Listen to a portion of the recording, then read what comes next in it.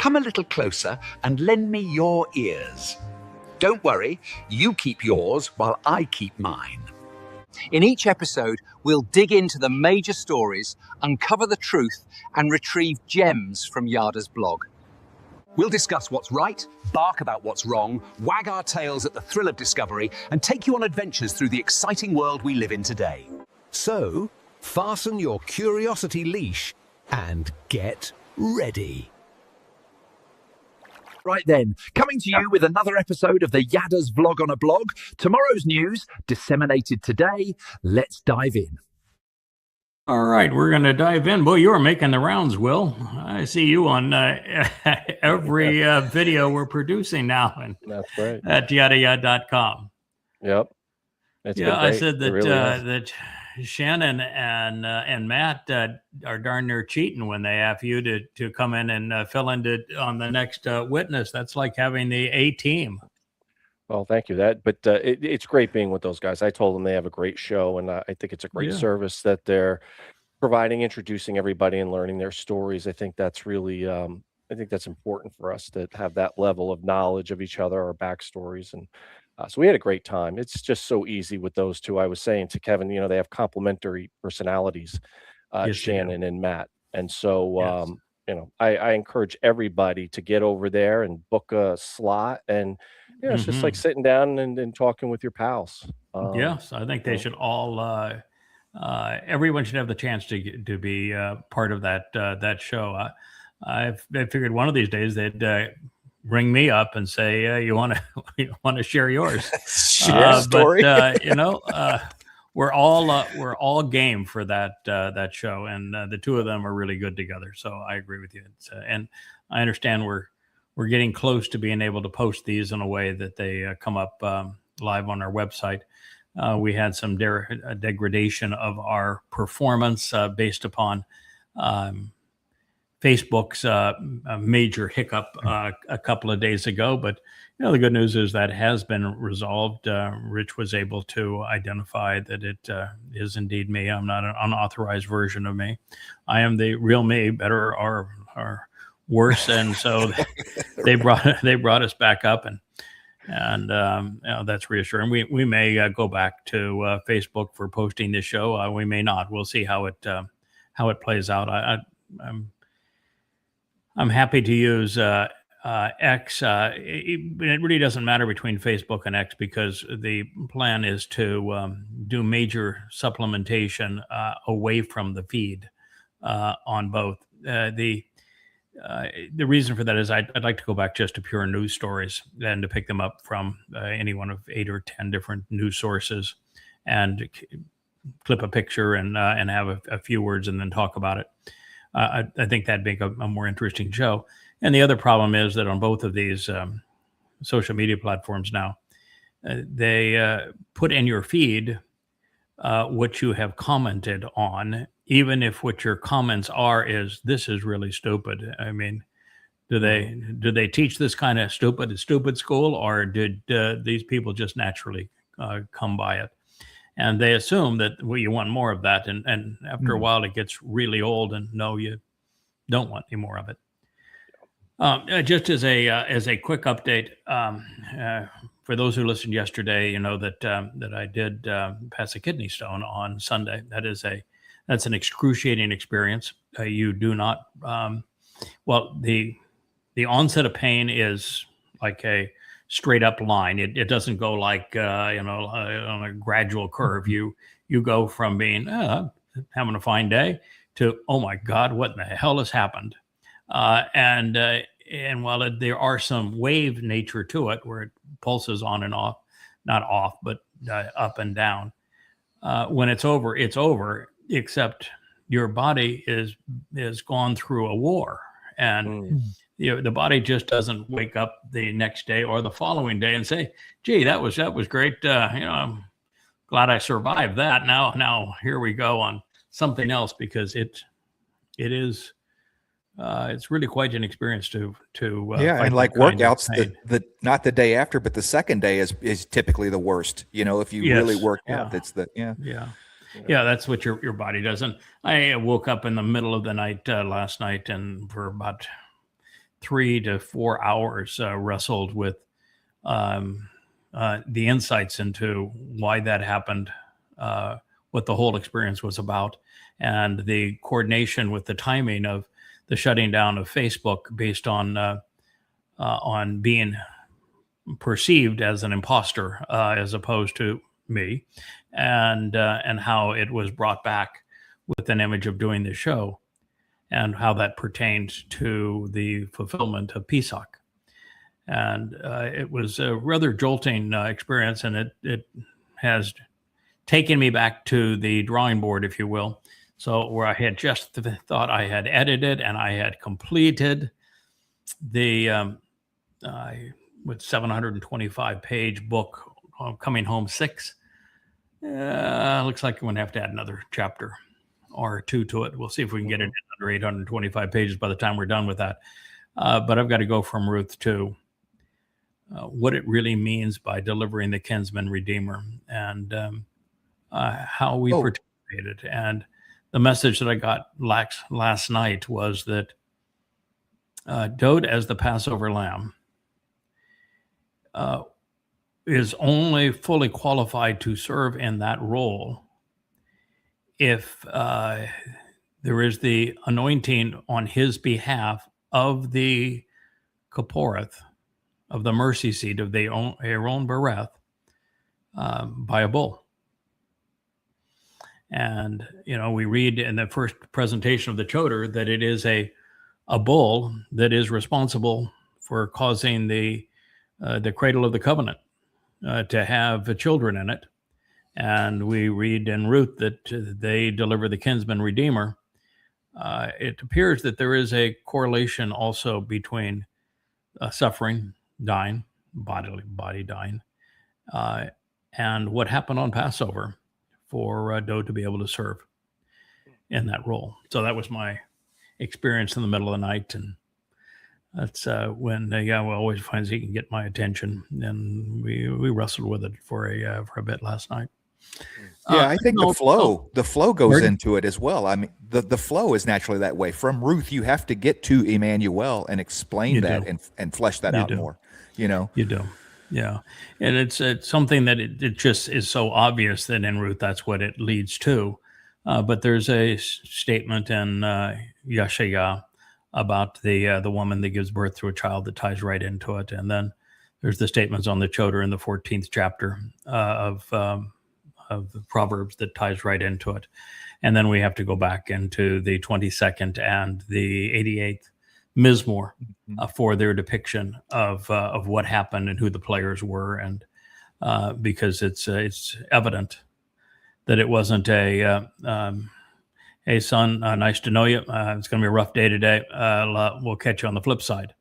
That's not the way it went down. Yeah, not a solo operation for sure. No, it's not a solo operation. It's a family affair all the way to the end, and parents don't abandon their children under those circumstances. So it was a rough night dealing with that. All right, so the dumpster here is had his 4th of July celebration speech, 11 o'clock at night. He took a good nap instead of watching the fireworks, so I guess that worked out for him. Had a big flood while he was preparing to do this, which delayed him to 11 o'clock at night. Yeah, there were probably 15,000 people in attendance still around. That was 1/10 of what he claimed. And he had just come in from Mount Rushmore because he wanted to emphasize that his mug should be there as opposed to any of the others. And his staff did a fine job of creating animations, AI animations with his mug on Mount Rushmore. And so he comes into Washington, and you'd think, all right, so it's the 250th anniversary of the signing of the Declaration of Independence, that he'd have a very pro-America unifying speech. But it was just typical Trump POS. It was nothing but vitriol and campaign rhetoric and the like. And he is now on this same page as Elon Musk, which is that if you're a communist, if you're a Marxist, if you're a progressive, then you hate America, you're trying to destroy America, and you should be, according to Trump, exterminated. Mm. Now, exterminated is a pretty rough term. Maybe he doesn't know the meaning of the word, but that is a criminal offense. It's impeachable for him to have said so. And while I'm opposed to all collectivized government systems and much prefer free enterprise to Marxism, socialism, or communism, the Declaration of Independence of America does not stipulate the economic mandate that would govern the colonies and now the states. Not mentioned. And the right to dissent is clearly stated within the Constitution. So saying that it's what you say and not what anybody else says is un-American. It's a direct attack on the U.S. Constitution. But mostly what I want to talk about here is the nature of propaganda. We mentioned it yesterday, but I don't think many people understand it. I just think that propaganda is political puffery where one side degrades the other and speaks of their own stuff as if it doesn't poop. But there's a lot more to propaganda than that.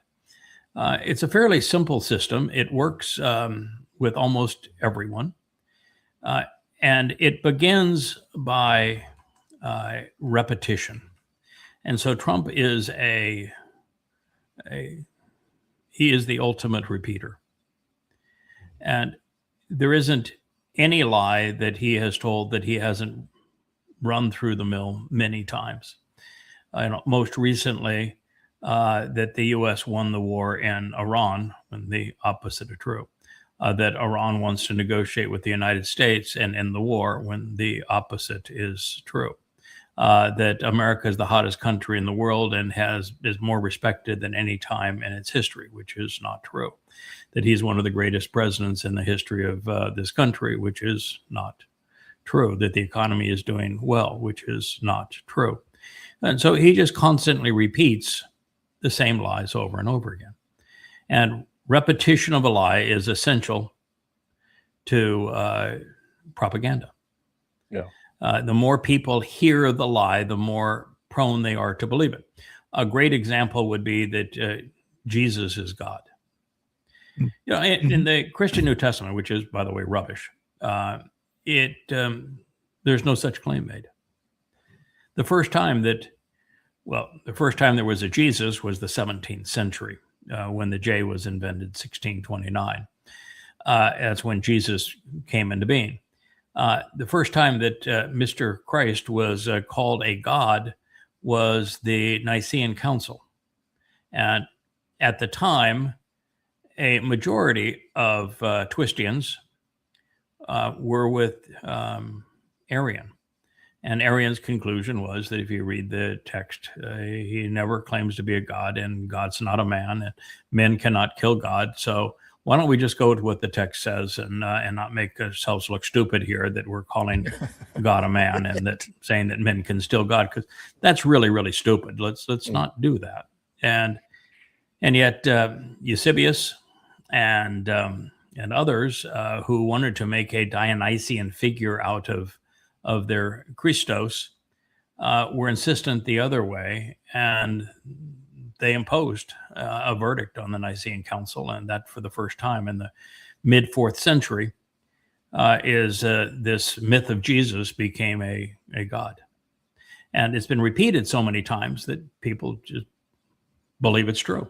And of course, he never existed, and God most certainly isn't a man. But it's the repetition of a lie that causes people to believe it.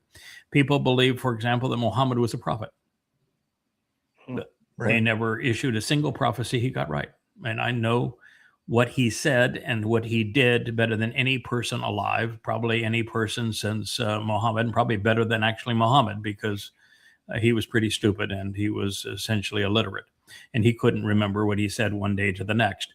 And I can tell you that the Quran is quite clear in this matter that Muhammad was not a prophet. And yet, it's been repeated so many times that you always hear the Prophet Muhammad when he was not a prophet. It's just the repetition that causes the propaganda to work. One of the worst today would be Palestine and Palestinians. There's no such thing as Palestine, never has been, and there is no such thing as a Palestinian. Never has been. There is no ethnic group or national entity as Palestine or Palestinian. It's a lie that was originally promoted by Hadrian as an ethnic slur during his total destruction of Yehuda and murderous campaign against Yehudim in 133 CE. And it was just given in spite because he was an a-hole. And everyone forgot it except the Brits, who are anti-Semites of the worst nature, and they maintained the lie. Pretty shameful of them, since they were so subjugated by Rome and so harassed by Rome that they would pick up a lie of Rome. But anti-Semitism is a powerful force. And that this name wasn't really used outside of scholastic sources where people know a lot of things but don't understand anything until the Brits dusted it off. And when they came to control the Middle East, because they had bribed various factions to oppose the Ottoman Turks using proxies to fight their battles back at a time that Britain actually had some influence in the world. And so they came to control the area, and they were belligerent against what we call today Jews. They really weren't Jews until the 17th century. They're Yehudim and Israelites. And in that process, they created a legacy that the KGB and the Muslim Brotherhood, in a meeting in Cairo, capitalized upon, and one day decided they would rename every Muslim in Israel a Palestinian. One day you were just a Arab Muslim or Egyptian Muslim, Jordanian Muslim. Next day you were Palestinian by naming convention. There you go. That's who you are. And oh, by the way, you hate Jews.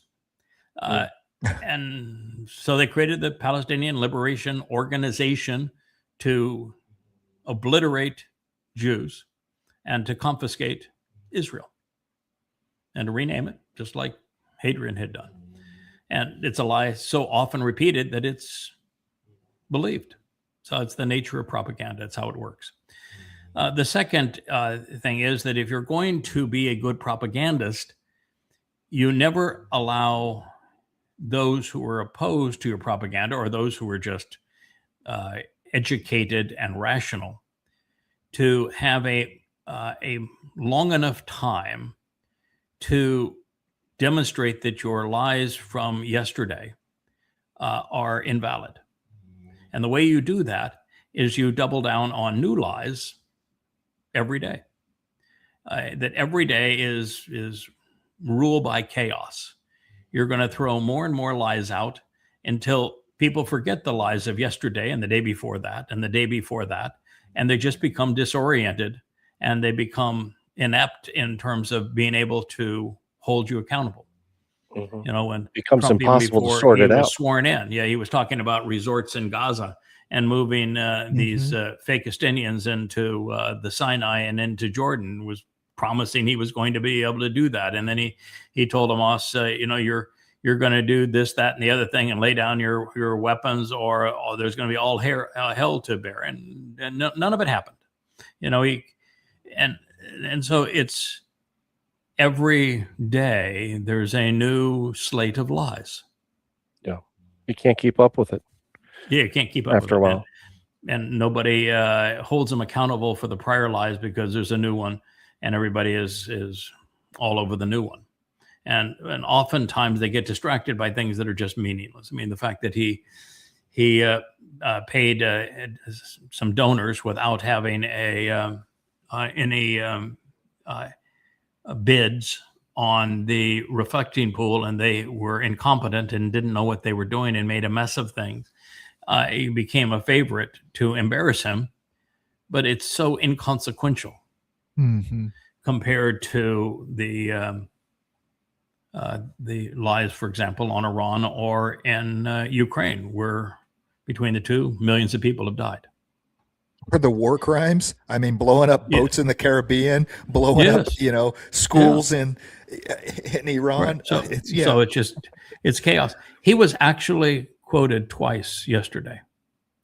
Watching newsreels of some 20 million people will show their respects to the Ayatollah and others in his council as the world witnesses the largest funeral procession in history. And his comment was, I had no idea they had any respect for him. I didn't think they liked him, is what he said. I didn't think they liked him. Yeah.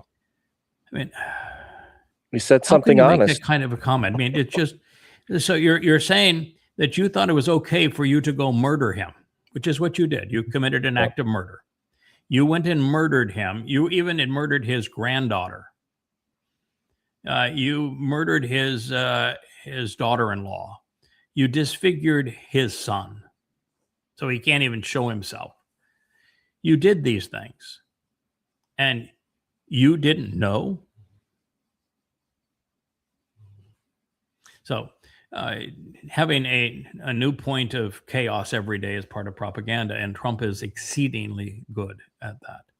Yeah, I was going to say, he's just elevated this to an art form, and I don't know if it's all propaganda. A lot of it is just confabulation. When you think of propaganda, you think of something very organized, an orchestrated narrative that you keep pounding, whether it's Jesus is Lord, Muhammad's a prophet. You have to pound that. This guy's literally all over the map. I've never seen anything like it. I know you feel that you have your arms around and can understand what's going on in Iran, but between the propaganda coming out of Iran and the propaganda coming out of this White House, I'm having a very hard time understanding what the hell is really going on over there. And I'm glad to hear you because you can help sort it out. But the propaganda is at a level where nothing is truthful. I mean, and even in society, people talk in propaganda. They talk in slogans and memes that were designed to get them to think a certain way. And it's I find it very frustrating, and I'm sure a lot of Covenant members do, that in this day and age, you just can't get a straight answer or straight talk. No. It's the reason why I wanted to lead this program with propaganda. And your assessment is the normalized view of propaganda, that propaganda is systematic, it's planned, and that Trump is incapable of being systematic or planning. That's largely true. He can't. But it doesn't change that he is still engaged in propaganda, a textbook propaganda. And Trump does have his themes. Economy great. I'm most powerful person in the world. America is the most favored nation in the world. Our military is the best in the world. We can do no wrong. We're the hottest country on earth. Everybody listens to us. He has the same. Anybody that opposes me is scum and deserves death. It has a routine. Mm-hmm. It's a disgusting routine, but he has a routine. And so he is resolutely propagandist. Now, just because he's a confabulator and that there is no correlation between what he believes and says and reality doesn't change the fact that it is propaganda. Propaganda, there's only a loose enough association with propaganda and truth to make the lie appear credible amongst unthinking individuals. Like America won the war, like the Strait of Hormuz is open, like we're not giving Iran any money when all evidence is to the contrary, that Russia was the aggressor in a war, when the proof is overwhelming, undeniable, and ubiquitous that America started the war, and then Ukraine took it from there, and Russia was just simply responsive. And so it is important for us to talk about this because there are, 4 basic elements to effective propaganda, and every religion on earth today runs on it. Every political party runs on it. In politics, they will tell you that they really don't give a hoot about what reality is. What they care about is perceptions. Correct. And so the whole concept is to create perceptions, and you use propaganda to do that. There is virtually nothing that comes out of MAGA that is accurate. But likewise, there's virtually nothing that comes out of the Marxists that is accurate either. So the first 2 aspects, and we'll get into Iran here in a moment. The first 2 aspects of propaganda are constant repetition. And repetition is what causes those things which are untrue to be accepted as true by the majority. It is the single most important element of it. The second most important element is to have chaos, so that every day you've augmented your stable of lies with a new deception, so that you keep those who would refute you off balance. And that if they're refuting the lie from yesterday, you've distracted them and the audience by a new lie today. You're a moving target, essentially. Yes. So it's not just a moving target; it's a chaotic target. It's too many targets. Yeah. It's like the effective missiles today. They don't come in with 1 warhead. They come in with 20 warheads and 200 false warheads. It becomes just too many targets, and people and the systems are overwhelmed. They can't deal with them. And same thing about people. Yeah. And you have a tendency to go to one of your weaker arguments and focus where you shouldn't, as opposed to drive one all the way home. Like when he says, "I think they ought to be eradicated," that's a crime. Can't say that. When you say I'm going to blow up bridges and dams and that sort of thing in a foreign country, that's a war crime. You can't say that. Just or you're going to make that country glow. Right. Yeah. All right. So the next is that you never promote anything that is propagandist using evidence and reason. You're never appeal to the mind. You always appeal to emotion. And so you don't have thinking individuals that are religious or political. The overtly religious and the overtly political are motivated by opinions and slogans and mindless drivel. And they just parrot the themes of whatever it is they identify with. There is nothing of substance behind it. If you were to ask a Marxist, where is Palestine? What's the history of the Palestinian people? When was the last king or leader of the Palestinians? What's the currency of the Palestinian people? Do the Palestinian people have a national religion? How did they come to this homeland, and how did they come to lose this homeland? And how are they treated everywhere else in the world that so-called Palestinians are recognized? And how's that different from the way they're treated in the country you think is colonialization? And what if the actual truth is that the very thing that you're rooting for has been the most colonial and oppressive and apartheid imposing and genocidal in human history? Can you deal with any of that? And the answer is no, they can't. So there's never any correlation between these things and reality. Yeah. And that's an effective part of propaganda, because what they have done is isolate it from an intelligent retort. Yeah. And also it has to be simplistic, the message, because you're dealing with unthinking people. So this is why I say these people speak in memes and things that are easy to understand. They're very slogan-ish. No, you're close, but then you failed. No, understand.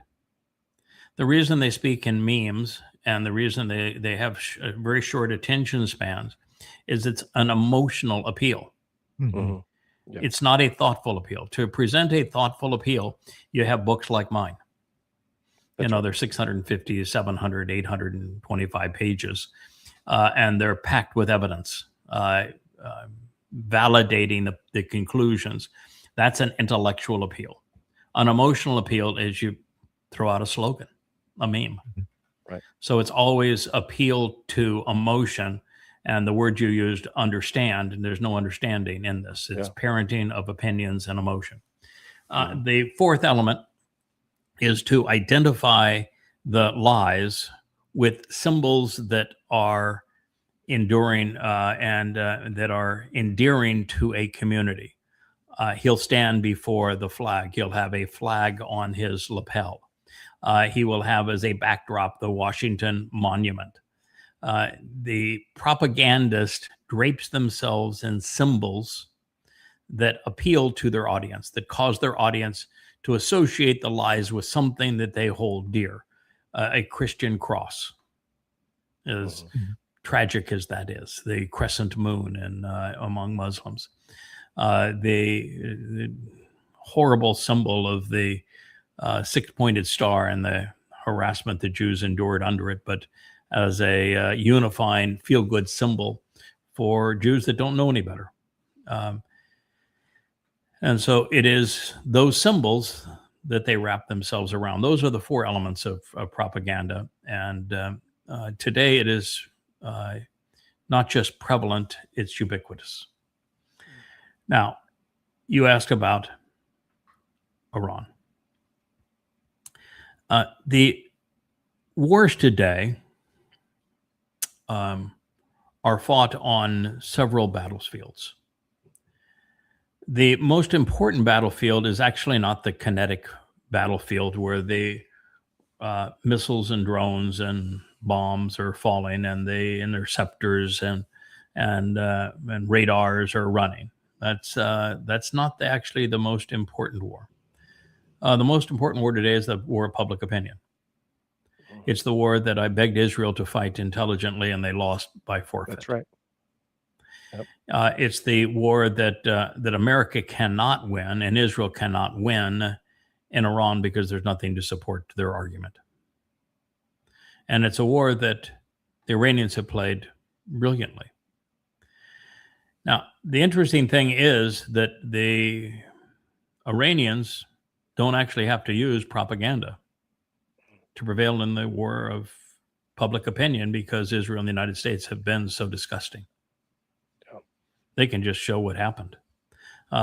You parade the bodies of those 8, 10, 12 people that were murdered, literally murdered by the United States with Israeli intelligence, and have the crowd all lathered up. We want Trump's head in revenge. We cannot, as people, take this insult without having his head in revenge. And that is what they're saying. That is actually not propaganda. This is just using reality effectively. Yeah. And the Iranians have also done something else that has been very effective, and that is that Arachi, who's the foreign minister, and the other spokespeople that they have are very well educated. They're articulate. They're polished in their public persona.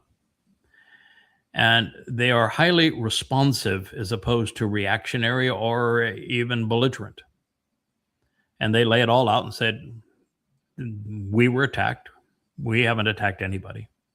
This is what happened. And this is the pace of events. And they're so good at it. Again, they have won the war of public opinion, and they actually didn't need to use propaganda. The propagandists in this war have been Israel and the United States. Israel and the United States have lied about everything. Yeah, that's for sure. This funeral, you could call it propaganda, but it is exactly as any nation should do. You had your leaders murdered, cold blood. The Iranians were engaged in negotiations with the United States. They had made a huge concession on uranium-235. And while they were negotiating, the United States and Israel attacked them. And the first part of that attack was to murder their leadership on this stupid belief that a decapitation, which is typically Islamic, but the United States did what Muslims are famous for doing. A decapitation strike would somehow cause people to rise up in opposition to the government when exactly it was certain to have exactly the opposite effect, and did. That's true. So they waited patiently to find the best time, and they will have 20 million people. Wow. And there are going to be very few of those that are going to think anything else but America's evil, Israel's evil, and Netanyahu and Donald Trump need to pay for having done this. And I would go so far as to say to both of you that if you're an American and your president did this to you, you're an Israeli and your prime minister did this to you, they lied to you about what they were going to achieve. That's right. They did it. They lied to you about what they were achieving, and they made your country exceedingly vulnerable. They destroyed your reputation in the world by committing all manner of war crimes. Yep. And you became murderous. You bombed little children. You committed all manner of inappropriate actions, and you crippled the world's economy. What should a nation do to the leadership that not only lies about such things, but blunders in such a way that is so caustic to both countries? And Israel and the United States, it's going to end up destroying both countries. Both leaders should be held accountable for what they did. No question about it. Yeah, lawfully you would vote them out or whatever. Legally at some point, is it treason? Is it, is it, hey, look, I think it's treason. You really screwed up.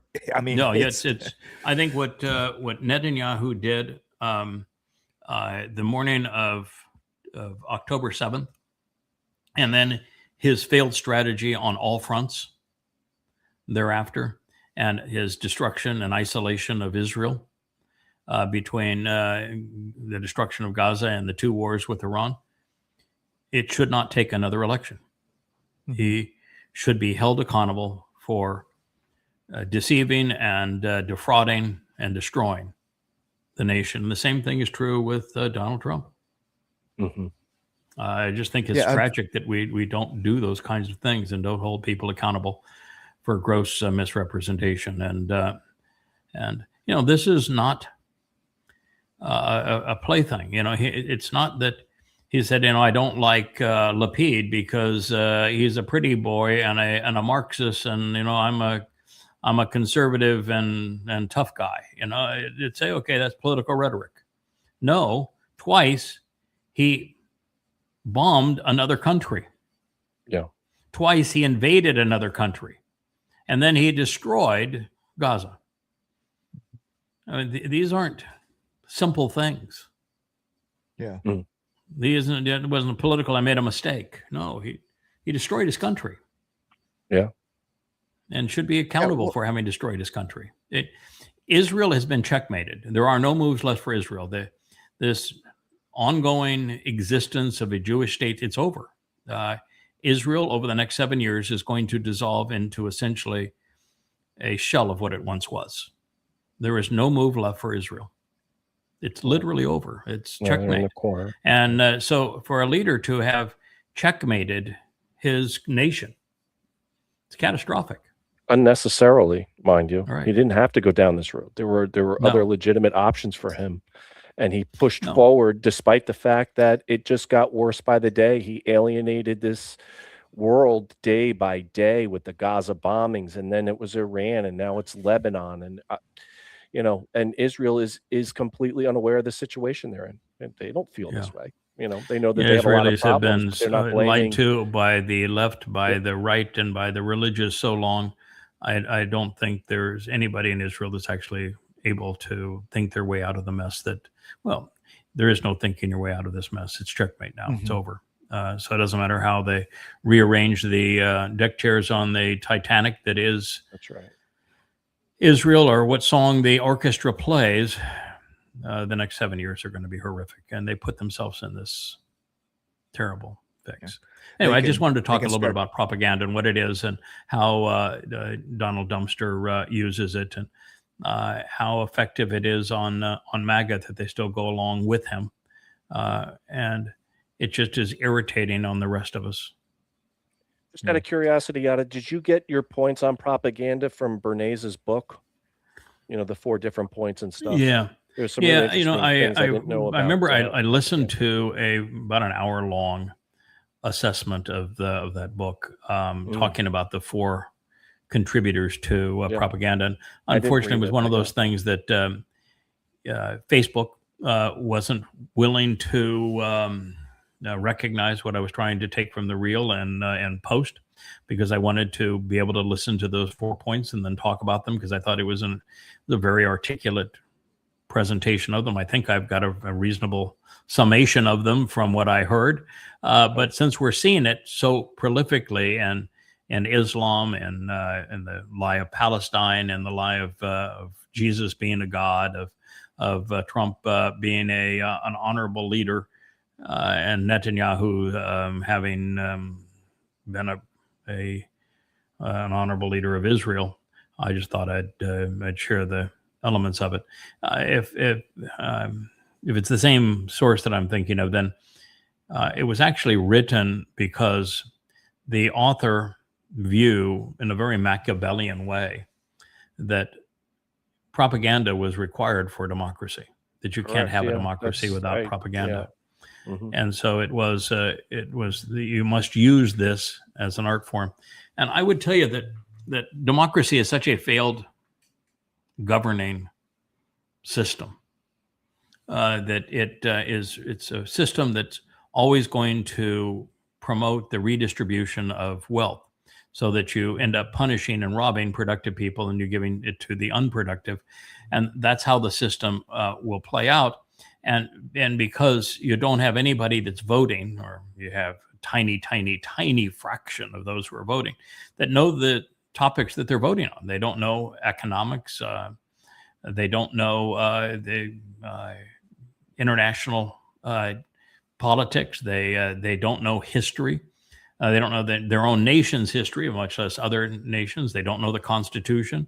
And so just voting, when you have most people voting that couldn't answer any intelligent question regarding the issues that are at hand, is not a productive system. Yeah.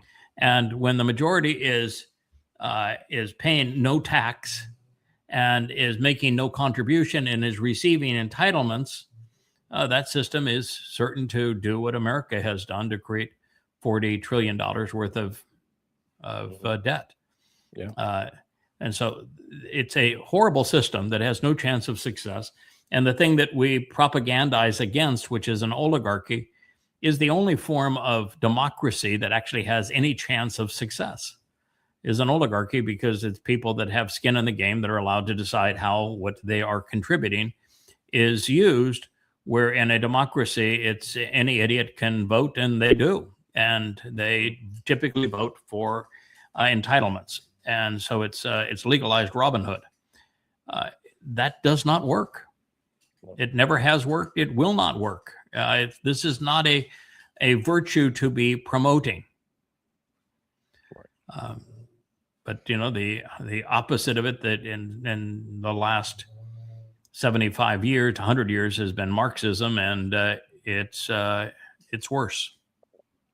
And then you have this thing called democratic socialism, which is like, I'm a little bit pregnant.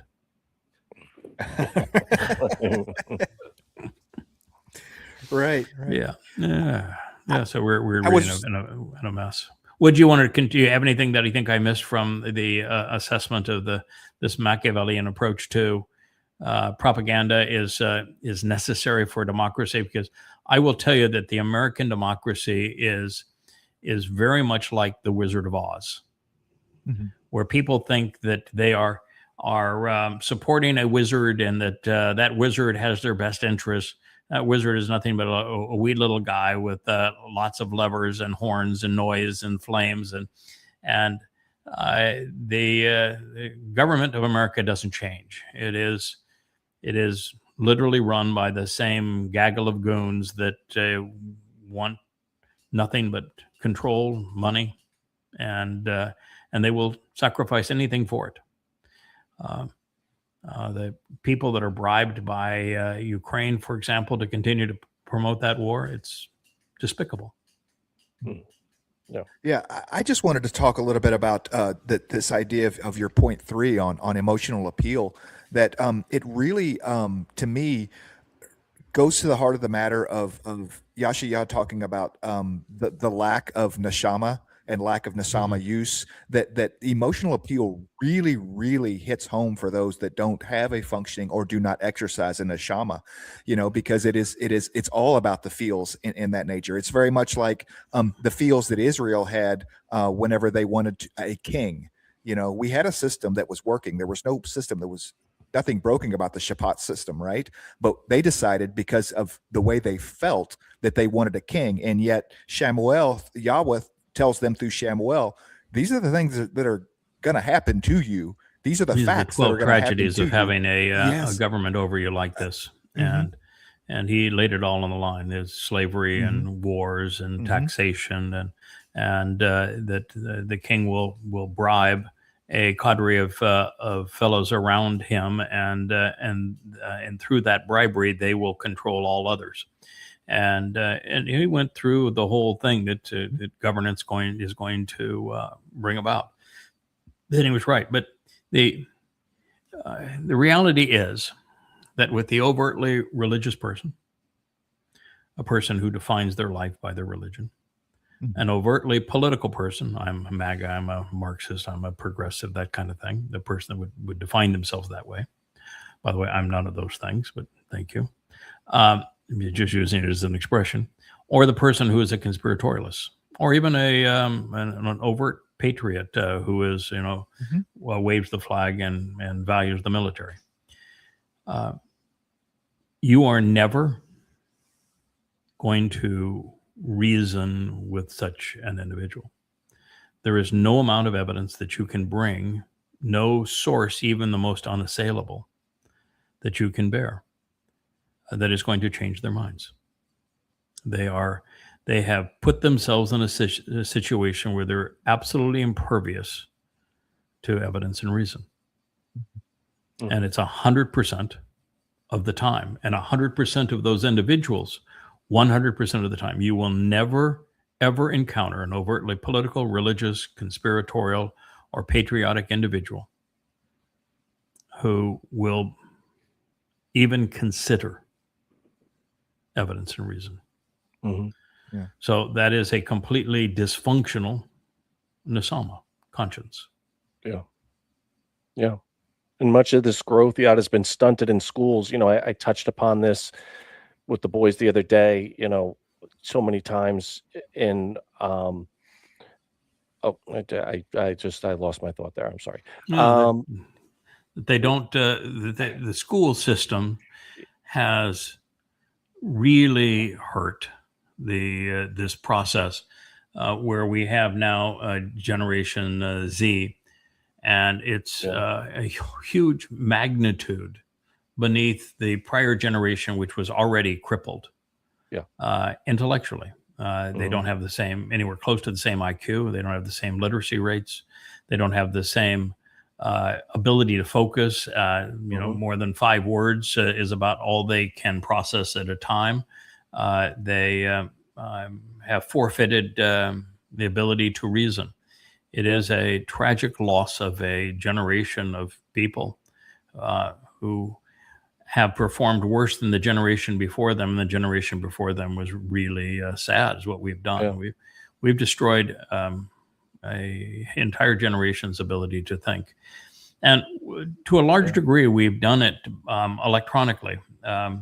Video games, social media, these kinds of things have had a horrible effect. Dark web, just the proliferation of information on the internet. But social media has played a huge role. And now we're doubling down with the social media because social media is completely controlled now by AI. And you talk about situations where you can't tell who's telling the truth and if there any truth available anymore. AI is completely blurring that to the point where it's almost impossible for the average person to know when they're being lied to. Mm-hmm. Yeah.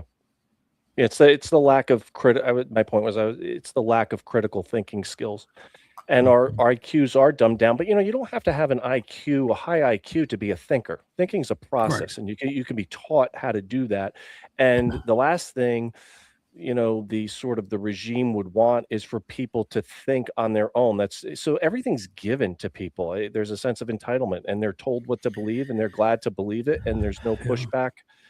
And so we don't teach rhetoric anymore, and we don't teach debate.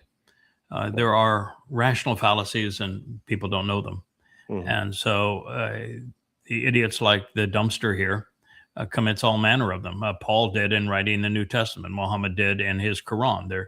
It's filled with rational fallacies and contradictions. People don't know how to process them.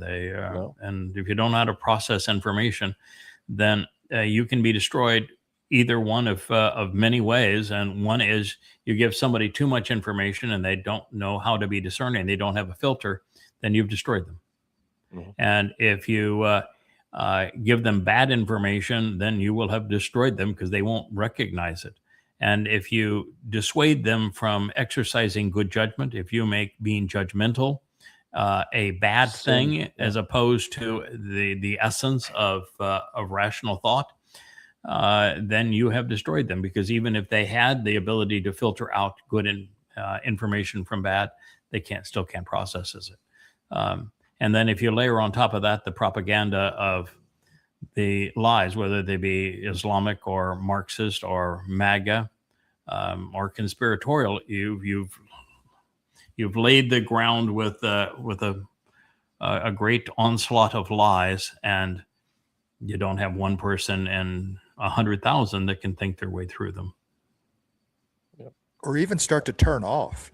Because with so many lies, you can look and say, oh, well, okay, that one's a lie, and then that one's a lie, and then you turn off. You're like, well, everybody's lying about everything, so what's the point? You just overwhelm and you just stop. Yeah, here in Israel, for example, which is a target audience, we are interested in preserving a remnant of Israel to re-enter the garden, and you can write the 38 books that I have behind me. I have all manner of evidence from the most unassailable source, all keyed to the oldest extant manuscripts, with all manner of evidence to support the claims. And you can use every venue of social media to reach them, and they will just tune you out. Yep. Mm-hmm. And another point of that, with the 38 books, there's something I've seen even within the Covenant family that, hey, I wasn't a Christian, so I don't need to read, Twistanity, or hey, I already know that the Islam's bad. Why would I read, goddamn religion? And no, that doesn't work at all. No, not at all. Yahweh started me with in opposition to Islam. That's how we began. Mm-hmm. And until you have an understanding of Islam and how the Quran came to be and how rabbis contributed to it and how Muhammad promoted it as a criminal enterprise, and how Hasatan, the adversary, works within religion.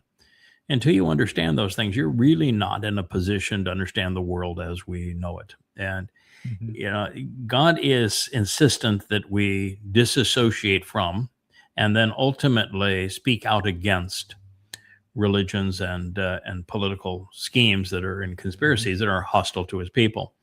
And if you're not knowledgeable about Islam and Christianity, and Rabbinic Judaism, you're not in a position to defend God's people, which means you're really not in a position to be an effective covenant member. So, yeah, I would agree that if you haven't read it because you say, I don't need that, then you're not in a position to defend Israel. And we ought to be doing that.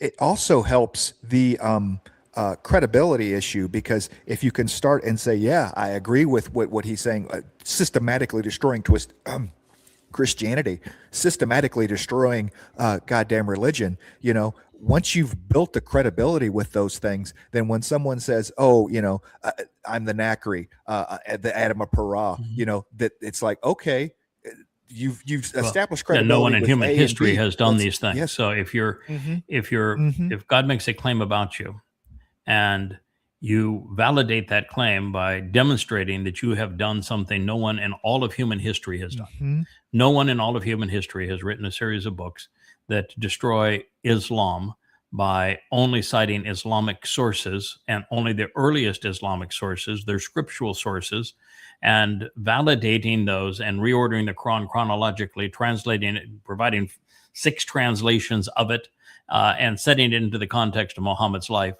No one's ever done that. Ever. Publicly, and survived it. Yes. And done 10,000 radio shows on it under my own name. No one has ever approached that in all of human history.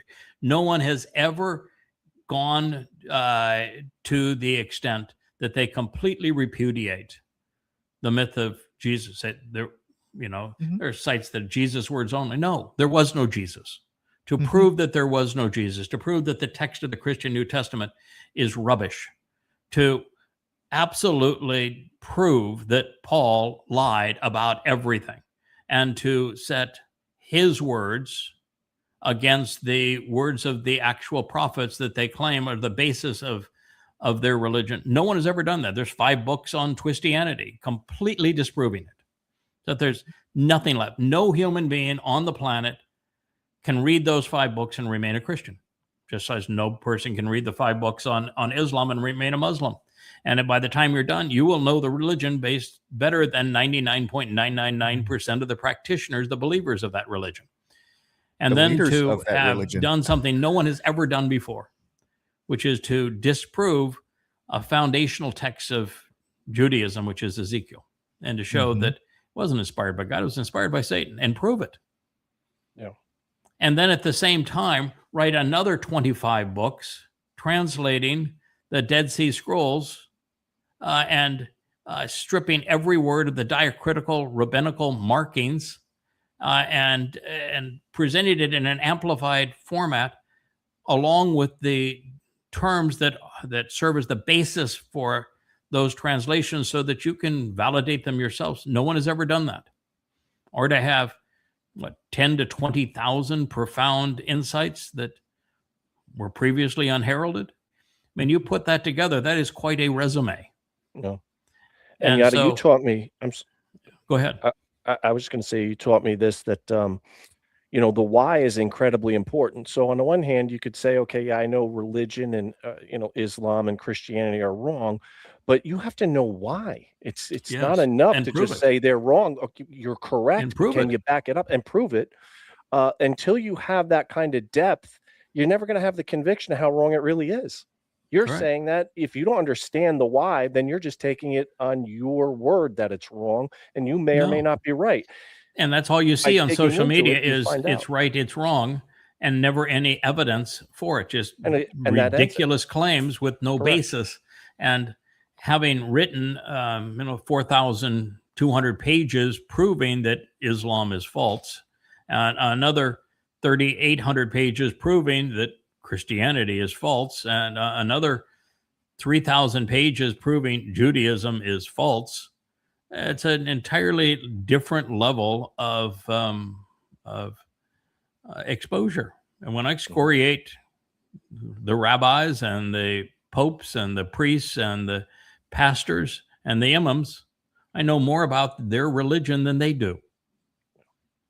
Yeah. And I think that's essential. God is anti-religious, and he wants us to expose and condemn these religions so that his truth is not commingled in the midst of it.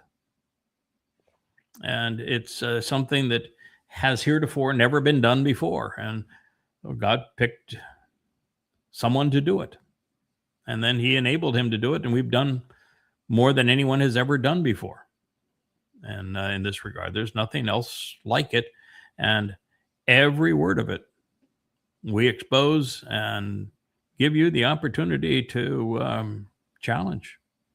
Mm-hmm. And we've never had an intelligent rebuttal. I mean, I think the most recent is just so pathetic with the Mother Goddess cultlet. And every time they try to differentiate themselves and say, this is who we are, they step in deep doo-doo. And they end up impugning themselves with their own defense and their own. And when you properly translate what they're trying to claim, it actually impugns them. And that's been the case for the last 25 years. Yeah. So it's all there. You can listen. You don't have to listen. We're not playing to win an audience. Mm-hmm. We're not in the same game as the Tucker Carlsons or the Candace Owens or the Nick Fuentes or the Joe Rogans or the Alex Jones. We just don't care. In fact, hardly play at all now in social media. We've made the effort to reach out to God's people, and they weren't listening. And so we're here to tell the truth and expose it to those who want to listen. And if you're of that ilk, then welcome. You're here. You can learn what we've come to know, or not. And it's the bar is set very low for our success. A couple of thousand individuals in the end that are part of the mortal remnant of Israel, and we will have exceeded all expectations. Because heretofore, there haven't even been 1/10 of that over 6,000 years. So we will have exceeded all possible expectations. And, if there are 80 covenant members that pass muster with Yahweh to the extent he says, yep, I want you to be part of my eternal family. I'm going to trust you with this empowerment. You're going to be a great help in working to educate that final remnant. And we'll go explore the universe together. There's 80 people. Then we will have increased the size of the covenant family probably tenfold. And we still have 2 harvests to go, plus the benefit of those who are part of that final remnant as they grow in understanding. So it's an exceedingly low bar, and I was not impressed with numbers, and actually doesn't want a lot of people to come to know him or benefit from him. His preference would be fewer is better than many, because his first comments when man became many is that I made a tremendous mistake here, and I regret that I have created an Osama man with a conscience, because collectively, when there's many of them, they're really, really obnoxious. Look at the Exodus. Yeah. One of the first stories after the Exodus is told in the book of Shaphat, of Judges. And it's hellacious. It's about a man and his Amma. I think he is a Lowy. And his Amma. And the community rapes her to death. Mm-hmm. Rapes her to death. And Benjamites. And God says, heretofore, this is because of the number of people participating and the extent to which they went. And then their response when the man, at this point, the body is meaningless. Her soul was what counted. And he quarters cuts into 12 pieces her body and distributes it around the whole country. Say, this is what you did. Mm-hmm. And God was on the side of the Lowy. Saying, this is one of the more despicable things in fact, up to this point, it's the single most despicable thing my people have done. And this was after having all manner of meltdowns during the Exodus. The perception of Jews and their relationship to God is so erroneous, so a propagandist. Correct. I don't think there's anybody that God hates more than rabbis. Yes. Well, And it's rabbis that created Christianity and Islam, so you get a triple whammy with them. what we're doing now is laying the groundwork to 2030, right? We're laying the foundational pieces that are going to be available and needed for 2030, either through personnel, either through the website, right? And because we know Naomi doesn't go back to Yahweh, doesn't go back to Jerusalem without Ruth until there ain't nothing left for them there, right? They have to. I mean, they've lost their husband, son, and nothing for Ruth, them. Now it's time to shub. Well, Ruth went from unbelievably obnoxious, in fact, reprehensible. Not Ruth, Naomi. Naomi went from reprehensible. She calls God evil, to benefiting from what Ruth and Boaz provided to her. The elders of Israel, they are absolute scoundrels. The elders that Boaz met with to redeem Ruth are absolute scum. They did not resolve their issues. And they are on record doing what rabbis do to this day. They call Ruth a prostitute, and they view Boaz as engaging in prostitution. And it is no different than the Benjamites raping the Amma and the book of Shaphat, Judges. And you take the woman and the man who is most responsible for delivering restitution and reconciliation for a wayward nation, and you disparage them as they did. It's unforgivable. It's catastrophic. And they're still at it today.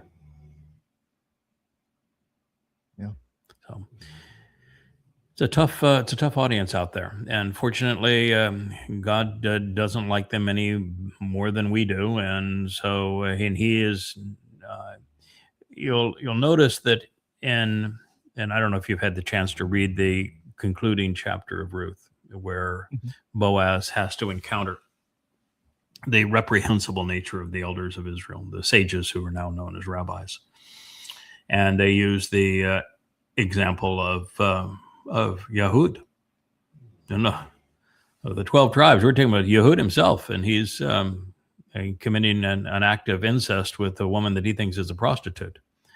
And they're using that to frame what Boaz has done with Ruth.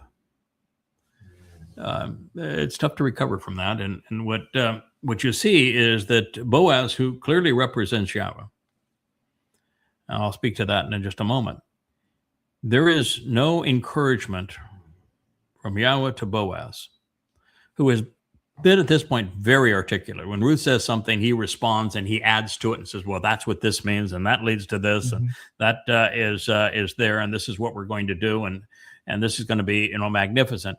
When they say that, he just restates, she's mine, not yours. I don't expect to ever hear from you again. Goodbye. He does not say, boy, that was really reprehensible. You ought to have thought that through. He doesn't try to change their mind. Yeah. And that's something to think about, is that, in fact, I would say that in terms of Yahweh's rhetoric throughout the Exodus, in each of those disgusting meltdowns by the children of Israel, God's not trying to change their mind. He's just saying, you're dead. You're gone. It's over. That's free will. Let me deal with the remnant. Let me deal with the ones that are left. Let me, see what the ones that I can work with. We're still possible. The ones that are dead, you're dead. I got nothing for you. If you had a remnant of 2, you'd have done better than anybody else. And it's going to be a remnant of single-digit thousands, but still, it's going to be more than anybody else has achieved. And from God's point of view, that's good enough. And and our job It's pretty comprehensive with the 38 books up here and 30,000 pages, plus thousands of hours of audio programs. But it's all to reach 1,000 or so people. You choose to be one of them, great. Mm-hmm.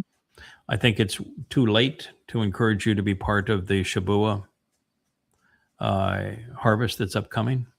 Only 11 months, and 11 months, I don't think you can come up to speed to the point that you can demonstrate to Yahweh that you're worthy. I think it would be a worthy investment of your time to attempt that. Mm-hmm. And maybe if you stay with it, you'll be ready to go on Teruah. And it is far better to be gleaned on Teruah than it is to be part of that mortal remnant. Infinitely superior. So I would encourage doing it and joining us and learning what you can. But I think that we run out of time to bring people up to speed, to which point they can prove to God that they can be trusted. And this might even sound toxic to people's ears, that you need to prove to God that you can be trusted. But it's just because you don't understand what it is that he's offering. Mm-hmm. Right.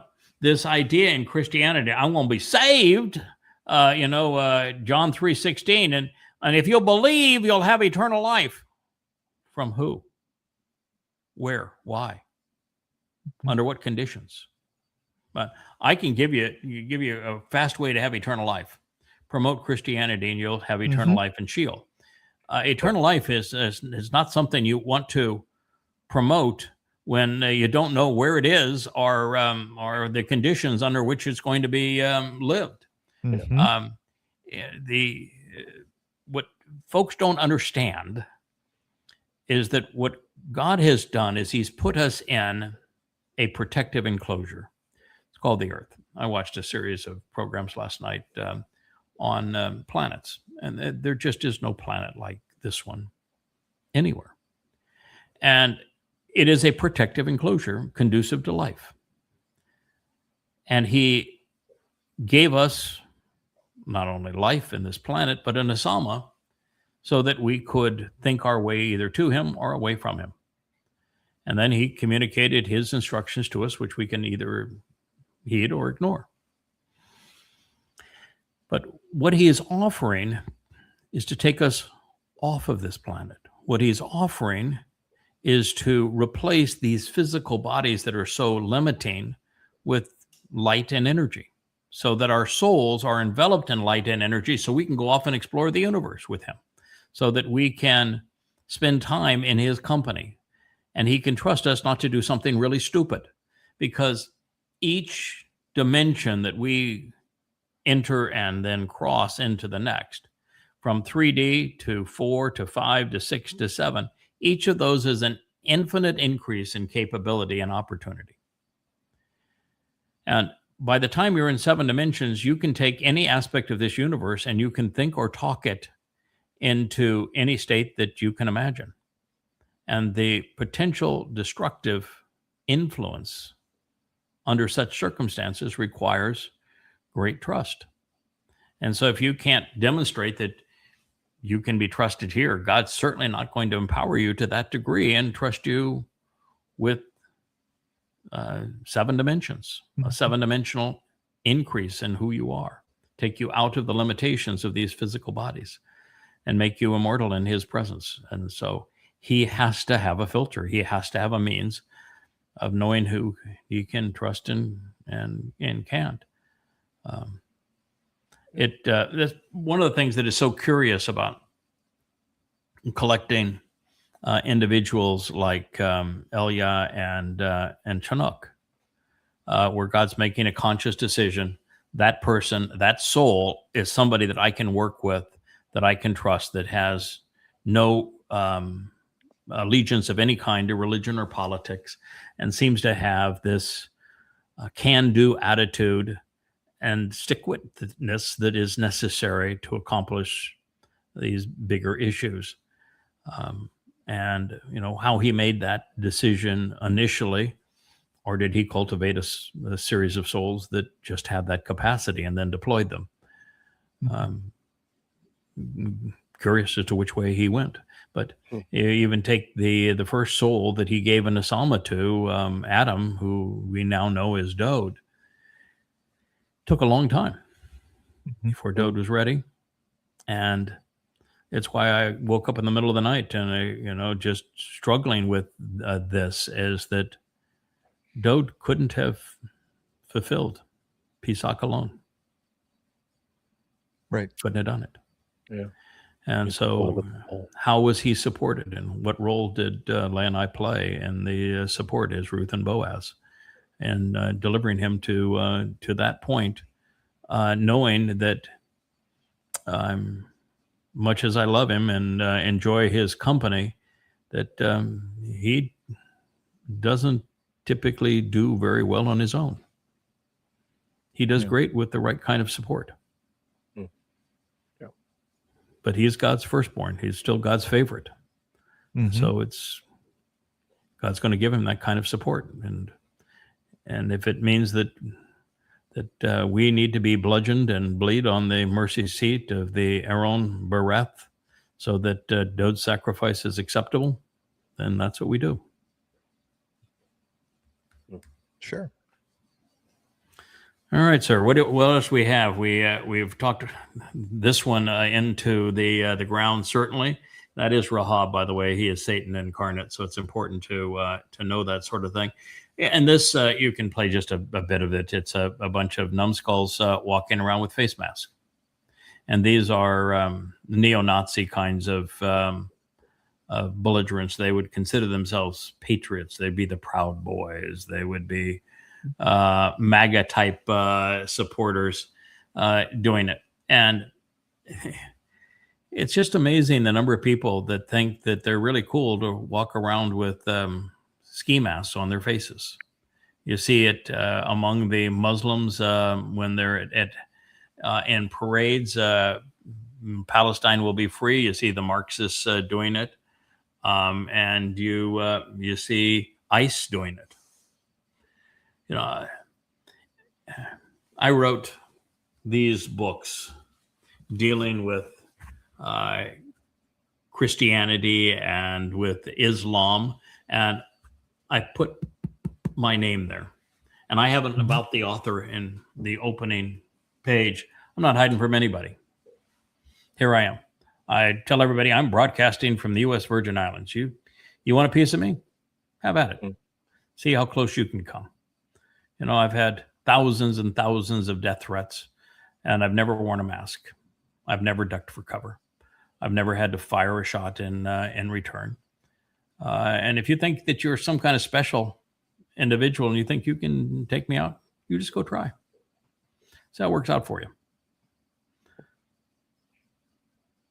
Don't expect to live through it.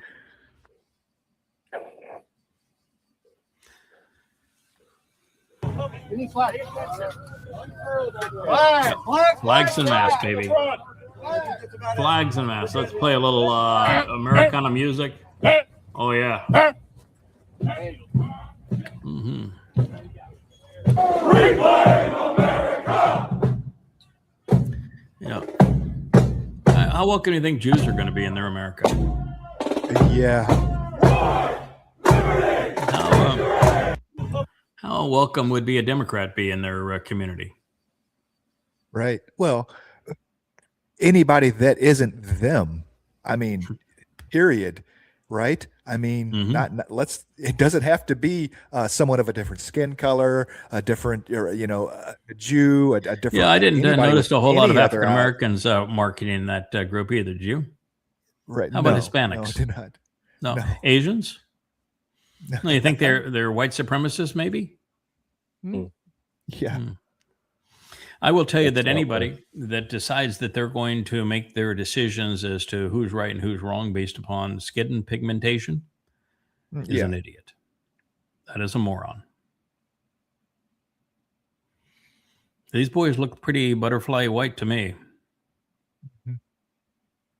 Yeah, and it was a program a long time ago that you mentioned that's something that kind of really hit home to me. Anytime you've got to do something with a mask on, you might have to rethink, what you're doing, right?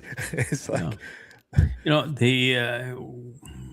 I ended my examination of Ruth and Boaz by calling them the naked Navi. Navi means prophet in Hebrew, and they're clearly prophets. And I did so, yes, some tongue in cheek, because it's a clever alliteration. And they were clearly naked in the most important scene. But it is the antithesis of this. And it is what Adam and Chawa were before they ran amok. It's what Dode did when Obed-Edom was helping him relocate the Aaron Bereth into Jerusalem. Exposed and comfortable around Yahweh is a glorious thing. And when you develop enough confidence in your relationship with Yahweh, that you can expose yourself unveiled, unmasked, by offering all of your books to everybody for free, and do programs like this, that is liberating. To being exposed in that way and being comfortable. And I would say that one of the things that Boaz and Ruth demonstrate is that their most interesting prophetic narration was when they were naked. So being totally exposed, they were most attuned to what God was going to do with them. Yeah. That's pretty extraordinary. Yeah, that's an interesting thought. Yeah, an interesting lesson. And the exposure, while it was real in Eden, it was real in their case, it was real when Dode was bringing the Aaron Bereth into Jerusalem with the help of Obed-Edom. It is not conveyed in the sense that we ought to do this program bare ass naked. Right. It is presented to convey a very important reality, which is that when your relationship is so good with God, when you come to know him so well and understand who he is and what he's offering and what he expects in return, and can speak openly and candidly about him, then you can be exposed to him. You're never worried about tripping up or making a mistake, because you know there'll be plenty of opportunity to get back up or to correct the mistake and actually accomplish something in that process. You know, as I said in the book of Ruth, the best mistake I ever made was attributing maternal characteristics to Yahweh by extrapolating on the feminine nature of Ruach. And had I not made that mistake, Boaz and Ruth would not have come back together in this life to accomplish what is really our most important mission.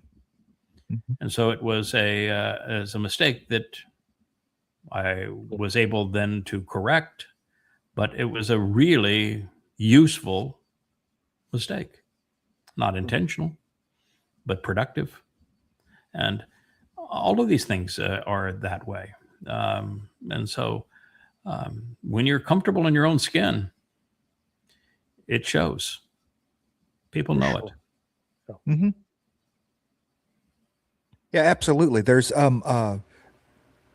such a difference to that, this idea of bearing it all. And I'm not even talking about being naked or nudity. I mean bearing it all, about this idea that I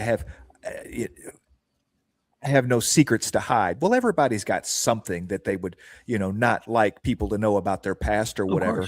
But this idea, but I'm still comfortable about those. Just because I have 6 toes on my right foot doesn't mean I go around showing people my 6 toes. Okay. But I still wear sandals. You get what I'm saying? If somebody finds, I'm not worried about my past. I'm not worried about the things that I've done, because I'm confident in who I am as a person. But today, with the advent of cell phones and this gotcha idea, it really, really makes people want to. Everything you see on social media is a complete facade.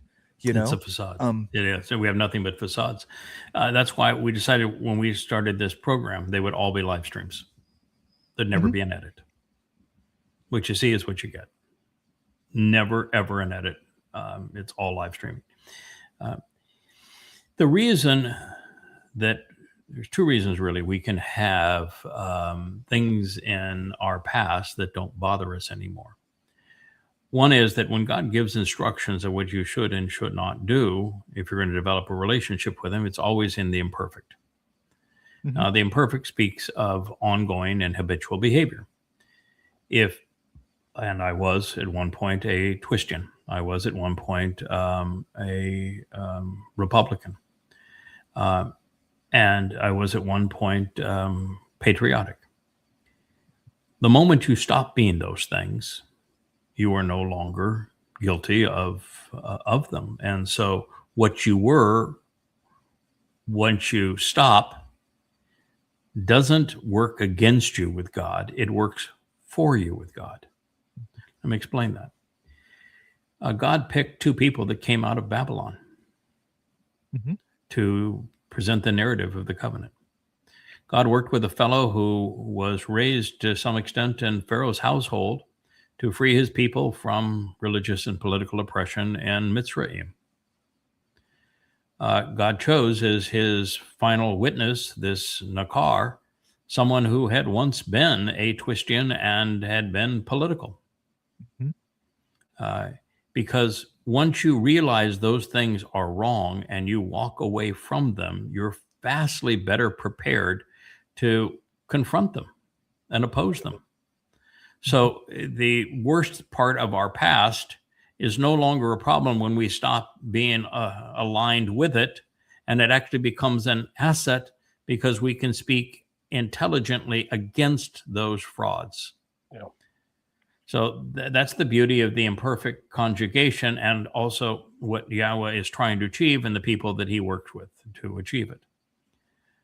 The second part of it that causes complete comfort, even though everybody has aspects of their past that they'd rather not have exposed, is that the whole function of matzah, of Chag Matzah, which is the single most important of the Moed Mikre, particularly with its fulfillment up to this point, it won't be long term. I think Teruah will become more important, but at this point, it's Chag Matzah.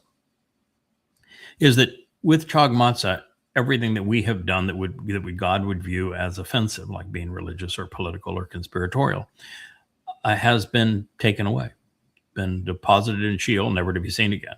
So we are completely innocent of those things, and past, present, and future. So why would you be concerned over something that God no longer sees? And it's a perfect solution so that he can enjoy the best of us, while the worst of what we were is no longer even visible to him. And yet he can capitalize on what we were when opposing things that are horrendous, because he would actually prefer, it gets back to something you said earlier, he would actually prefer to work with someone like Moshe, who knew firsthand that the religious, political, and caste system that was perpetrated by Mitzrayim was evil. It's much easier to work with a person like that has decided against it, that was aware of it and has decided against it, than it is an ignoramus that doesn't even know those things exist or have any understanding of them. That's right. And when I tell you that democracy is not a good thing, when an oligarchy is actually superior to a democracy, and that most people just, their fumes come out of their heads, that collectivization God hates, that the larger the institution, the more God is disgusted by it, the worse humans become. People can't process that. But I've seen it. I've been there. I know it. I know this beast. And vastly better than almost anyone ever. And it's easier for God to work with someone like that that despises what he despises, that loves what he loves. And it's one of the things that most people miss is that love requires hate. Unless you know what, when, and how to express righteous indignation, you can't be loving. And so there's only one way to have an appreciation of how to express righteous indignation, and that is to know the things that irritate God in this way. Religion and politics, conspiracy, anti-Semitism would be examples of that. Caste economic systems. And so you need to know them to be opposed to them. And you can't be of shared mindset with Yahweh unless you're opposed to them. You can't be opposed to them unless you know them. So there is advantages to these things. So I'm telling you that there are aspects to your life that you may say, I'm ashamed of, and I don't want people to know it. And I'm telling you that for the most part, those things are actually of value going forward.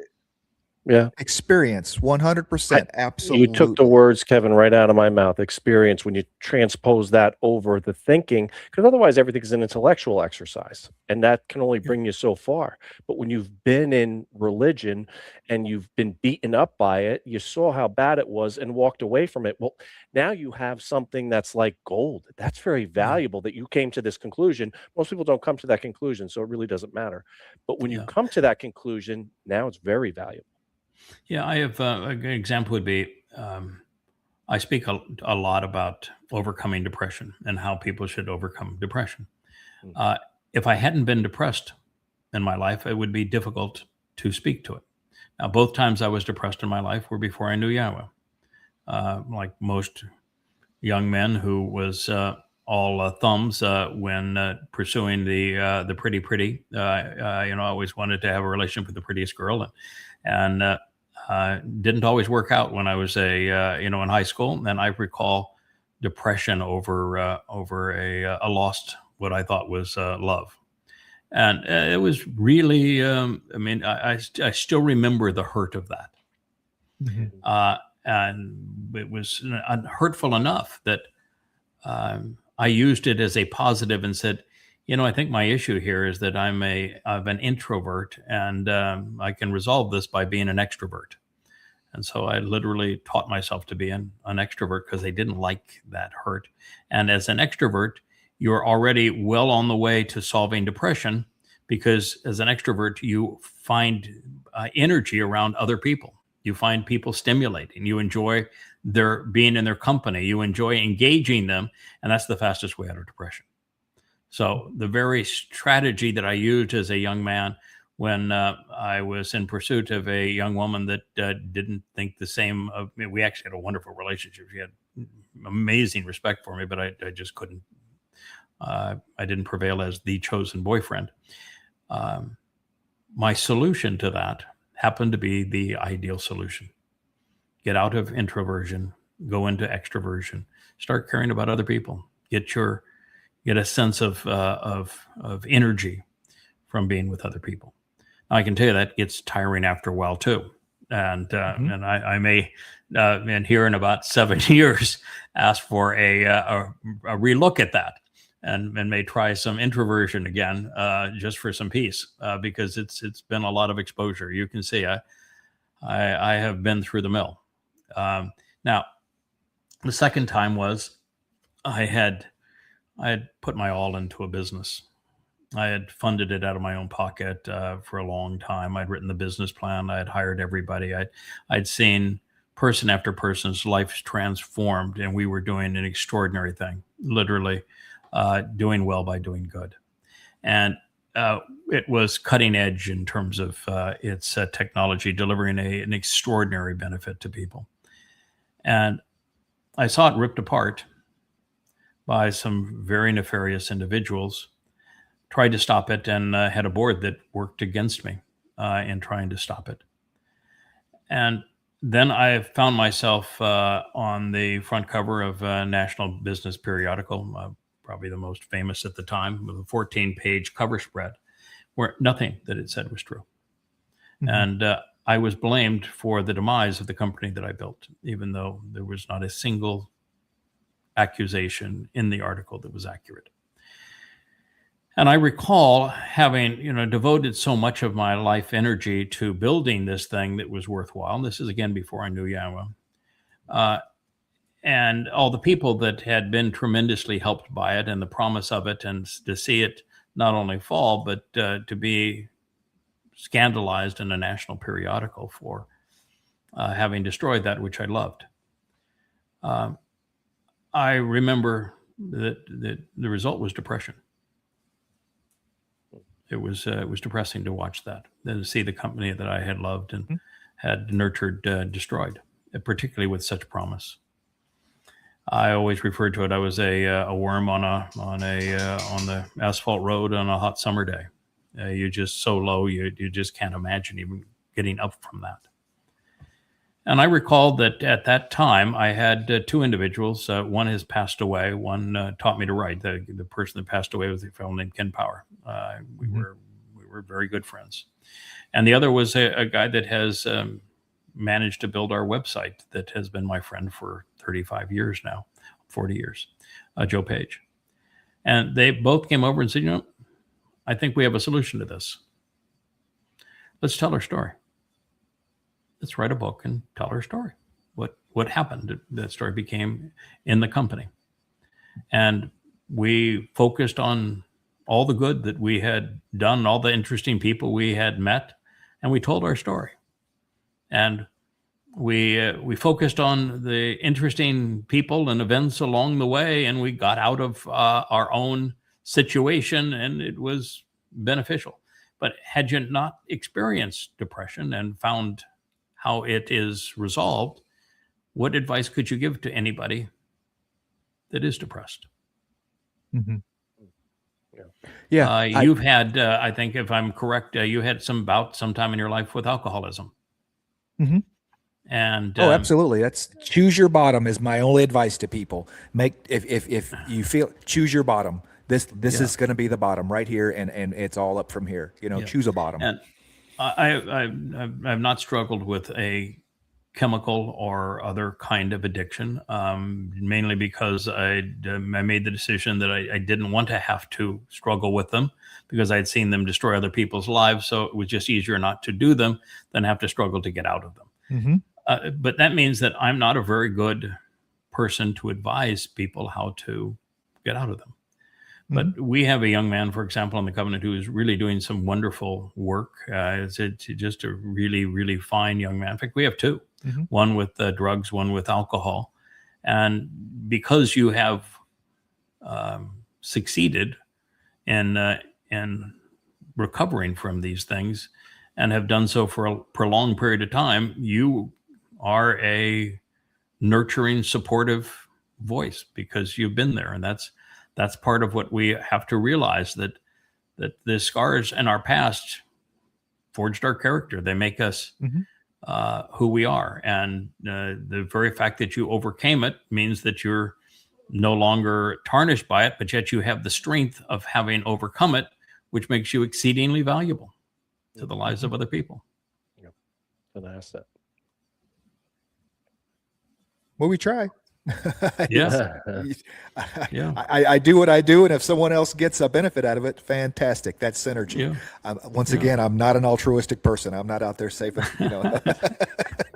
Yeah, you also had the exposure of well, it wasn't really the dark web, but you went to places internet-wise where there are a lot of weird stuff going on, and a lot of people are in that and are tarnished by it, whether it's the video games or the social media or the crevices of the internet, where all lies are being promoted. And I'm sure there's some things that are truthful too, but boy, you're going to really have to have a filter to survive there. Yeah. And you see the likes of Tyler Robinson, the wimpy little kid that somehow thought he was doing something good with his. I can't stand Charlie Kirk, but you don't go and, if you want to refute him with your words, not with a bullet. But we get a lot of that. And we have a lot of those young men around today. I do a lot of research projects, I call them, in order to be able to relate to people. It's and this is online for sure, but meeting people where they are so that I can understand, their mentality, that sickness, see where it comes from, to be able to avoid those things. Why do people think the way they think? Why do they do those things that they do? To me, it's a complete anathema of that's insane. That's crazy. Yeah, and that's part of why I wanted us to branch out and to have everybody in the Covenant family make a contribution and expose themselves, because there's people at different levels. And at this point, I am a million miles away from being a gateway into the Covenant. I've just gone way too far into my knowledge and understanding and confidence with Yahweh to be the kind of person that you can say, well, let's chat about you coming out of religion or you coming out of politics. I mean, it's right. And so you need,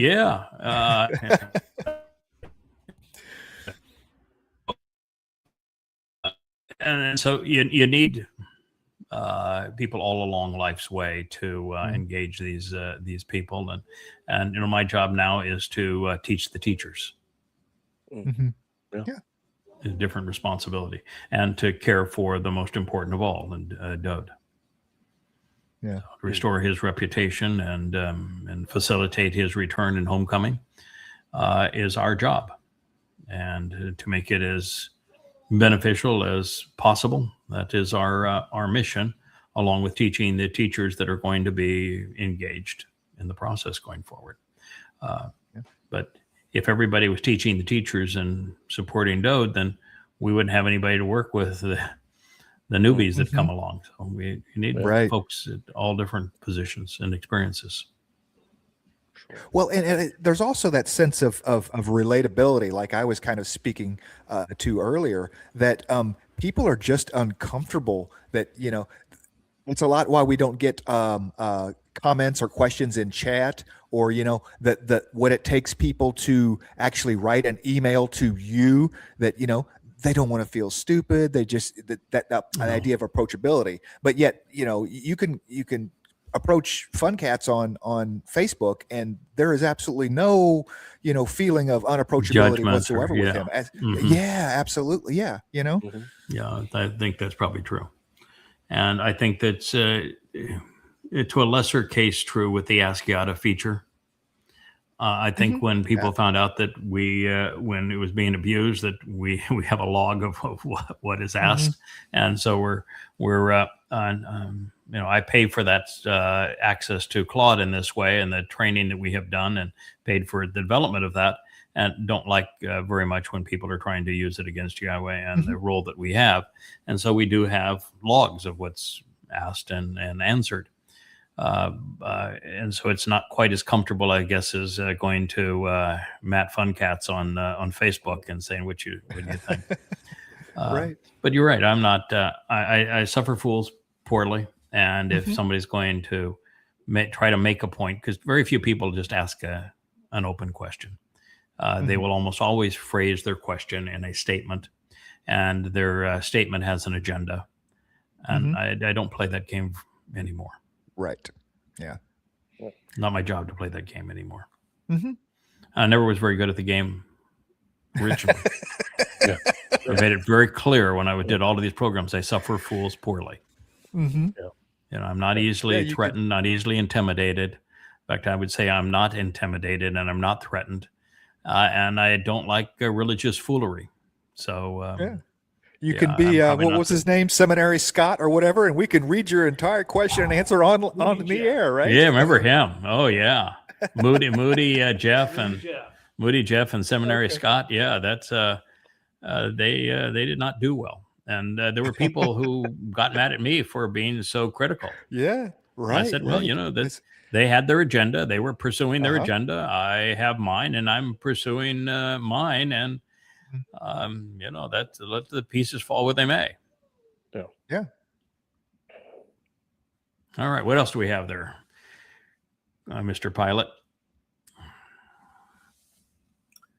2 years later. Oh yeah, this is Trump saying that he could solve the Ukrainian war in one day. In fact, I don't even think it would take that long. And I can do this and I can do that. And yeah, you're just a hot air blowhard that.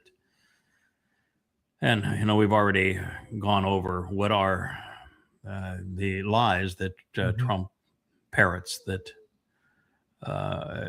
if you were a rational person, you couldn't be a MAGA.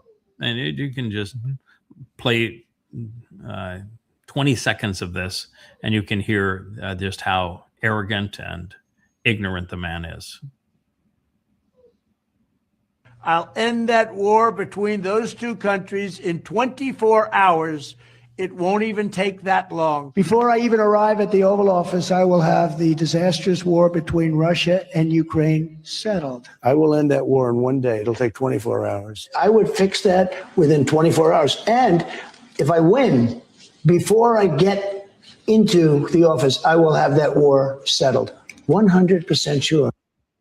He's trying to bring ideas of Reagan, right? That Reagan fixed the Iran hostage situation before he ever got into office. That's exactly. That's right. I remember that. Yeah, and actually, Reagan didn't fix it. He bribed the Iranians.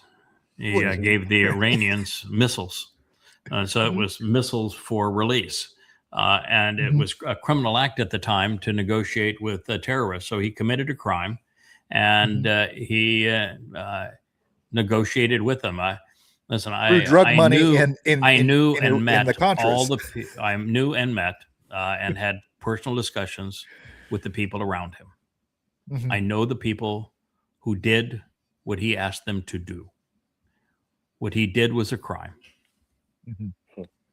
Reagan, what he did was a crime. Yeah. Now, in terms of Trump here, over and over again, and when we listened to a third of it, over and over again, you repeat the lie. And people believe the lie. But when it turns out to be a lie, people are so dumbfounded by this kind of propagandist rhetoric that they never come to their senses. No. Now, one of the things that about the claims that he's making with Iran and Russia is that he's among the largest contributors to the lie. He was instrumental in this war. And in Trump 45, he contributed mightily to arming Ukraine. And as Trump 47, he has upped the ante and has given Ukraine even more. And the Ukraine is nothing but a blunt instrument, a proxy that is wielded by the United States and Europe to bludgeon Russia. He's fully aware of the regime change operation that failed. It achieved its goal, but it led to war. But I guess that was the intent. He has stated emphatically, I gave them the javelins. I'm the reason that they, were able to. Right. And by just not doing those things, Ukrainians would have been better off. They would have had no idea of hope, and they would have surrendered, and there would be less dead There Ukrainians wouldn't have been right any now. war because the United States wouldn't have egged Ukraine on.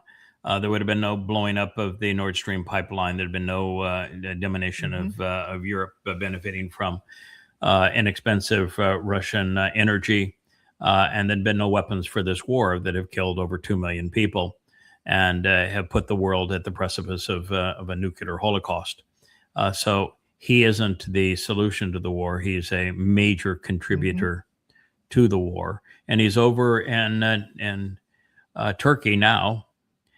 Condemning NATO in one breath, complaining that NATO didn't help him in his Iran fiasco, and that the NATO doesn't contribute enough, and that he wants out of NATO, but now wants to be the big honcho of NATO. It's dizzying, his positions on NATO. I mean, it's just really dizzying. It's like an upside down tornado that we're witnessing with Trump on NATO, and NATO is destroyed.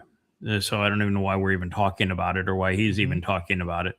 He made a post the other day where his Ava Braun, the little blonde that kisses his ass and does all of the graphics for his tweets, and he had that the United States contributes $999 billion to NATO a year. Well, the problem was it's million. It's million, not billion. And just astonishing. But there was a way to end this war immediately, and that is to come clean, to say it was a failed CIA operation. The United States lied about the encroachment of NATO, and that the regime change was a failed project, and that we egged the Ukrainians on to fight this proxy war with Russia because we wanted to break up Russia and have access to their mineral and wealth and natural resources. That's why they war with Iran too. We would just tell the truth. Truth is good. Try it sometime. And say it was a bad idea. We should never do it again. And we're no longer going to fund it. And so we are now in a position where we have done so much damage to Russia and to the ethnic Russians in the east of Ukraine and the south of Ukraine, that we're no longer in a position where we can just say to Russia, we're sorry, but please go away. Yeah. That time is long over. So we're going to have to make a major concession, like Ukraine will never be part of NATO. There'll be no more NATO exercises ever in Ukraine. We're going to stop arming Ukraine forever. And that the ethnic Russian territories, whether conquered or not in Ukraine, are part of Russia now. That is what you would have to do. And but you'd have to come clean and say, we lied. And the aggressor here was the United States sponsoring the Ukrainians. And if you'd done that, you could have solved this war that has been so damaging to the world and led us to the precipice of nuclear holocaust in a heartbeat. But right now, we're looking down the barrel of a nuclear exchange between Russia and Europe. And because this clown is such a nincompoop between Russia and the United States. And it's not going to be millions of people that are going to die. It's going to be billions. Yeah. That's you had a post the other day about the decentralization of Ukraine's war manufacturing. I mean, people having parties soldering drones together in neighborhoods, and how that these people, every Ukrainian is involved in the war effort. And I'm like, pick your bottom, people. Just stop. It's not like Russia's coming to conquer you. Russia just wants you to stop killing Russians in the Donbass, letting Nazis kill Russians in the Donbass, and they want to sell you cheap gas. Why are you continuing to fight this? Because everything around you is crumbling. Yeah, because every time they fight it, you're the disappearing man there. It's really weird with that background there, Will. But yeah, you can see, and what I am up against here. This is for real. That's really a bookshelf behind me, and it is really mine. And I really am sitting at my desk. The Russians cannot lay down and play dead. They could not have allowed NATO to continue to encroach. They could not allow the blowing up of the Nord Stream pipeline to go unanswered. They could not have responded idly by when the United States perpetrates regime change in Kiev. And then to have that regime change armed by the United States to go torment ethnic Russians in the Donbass region, which is exactly what happened. Russia's not in a position where they can deal with that. Russia has had Nazis on their border, and it cost them 25 million Russians to defend themselves and to maintain independence of Nazi Germany. They're not playing that game again. And you can say whatever you want, but Russia isn't going to go down that path. And now that the Europeans have been aiding and abetting the Ukrainians flying drones and missiles into Russia. Russia either has to defend itself or there will be no Russia. So I know that Putin does not want to destroy Kiev. He doesn't want to conquer anything other than the ethnically Russian areas of Ukraine and he is going to now establish a buffer, which he has now in the north and in the south, and he will also in the east. But he does not want Ukrainians. He wants ethnic Russians to be part of Russia, but he has no interest in Ukrainians. He knows them. They disgust him. No one does. Yeah. No one wants them. They are, of the Christian disgusting. world. Yeah. They're like the fakest Indians. Nobody wants them. Israel doesn't want them. Egypt doesn't want them. Jordan doesn't want them. Saudi Arabia doesn't want them. Nobody wants them. And the same thing is true with ethnic Ukrainians. They have a long history, and it's a disgusting history. So he doesn't want to destroy Kiev. He doesn't want to have to go to war with Europe. He wants Europe to be a customer. And yet Europe has given him no choice. The Ukrainians are giving him no choice. And so and yet the propaganda point is going to hit the Putin. fan soon. Otherwise, Russia will have no credibility left. And you need to understand, in Russia, the guy that is being blamed for all of this is the guy that is the most reluctant to escalate the war. The one that doesn't want to escalate the war is Putin. He wants just to go slow. And this notion that you see now in the Atlantic and the New York Times and other periodicals, the Economist, that Russia is losing is absolutely insane. Russia's gains in the last month have been greater than at either time in this war. And they are taking the territory that they feel they need to take, and they'd rather not have to destroy Kiev and have to deal with the consequence of that. But if there's no choice, then there's no choice.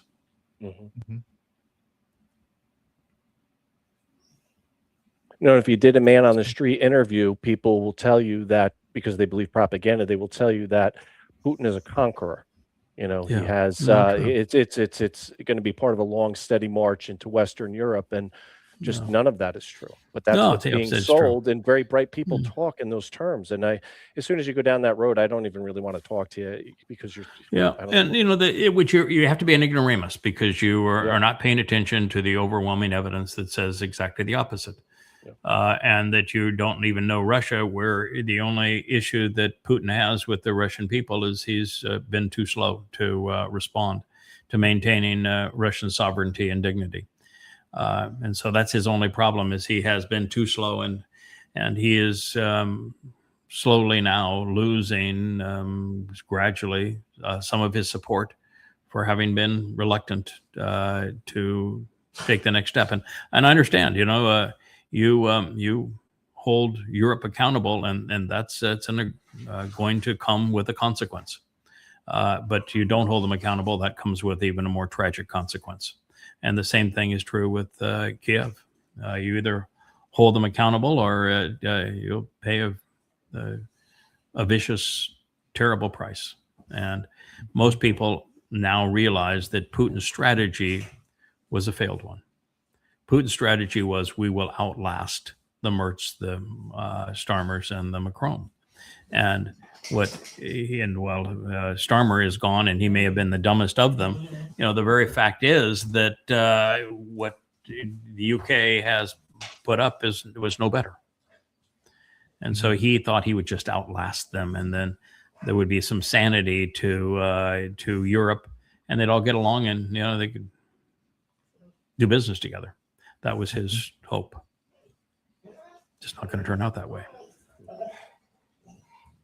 Yeah. Things will definitely calm up. Yes, sir. I have dogs that have just... Go ahead, and we need to get to the next slide here. We're too long on these slides. Just make one comment. If you were trying to chisel Satan's identity in a graphic or stone, that would be it. I have mentioned on this program that I'm unique among people in the world, and that I have traveled through the Soviet Union when it was the Soviet Union, and all the way to Siberia and back. I even went into Mongolia. I've been all the way through it, accompanied by the KGB. I know the Soviet Union. I've been all through Eastern Europe at the time of the Iron Curtain. And I was the first group of individuals allowed into communist China when Nixon eliminated the moratorium against it. I have seen what communists do.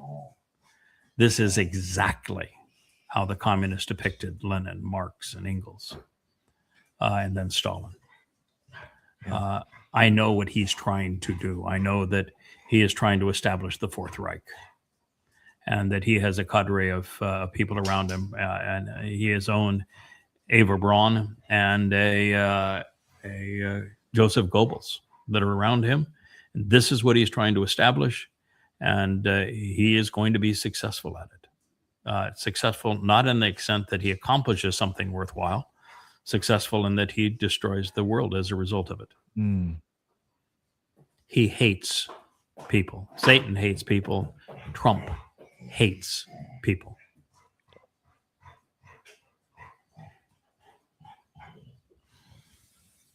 Yeah, the old argument, you can win more friends with a drop of honey than you can with vinegar. And this is more vulgar in that it's the fly on shit and the bee pouring out some honey.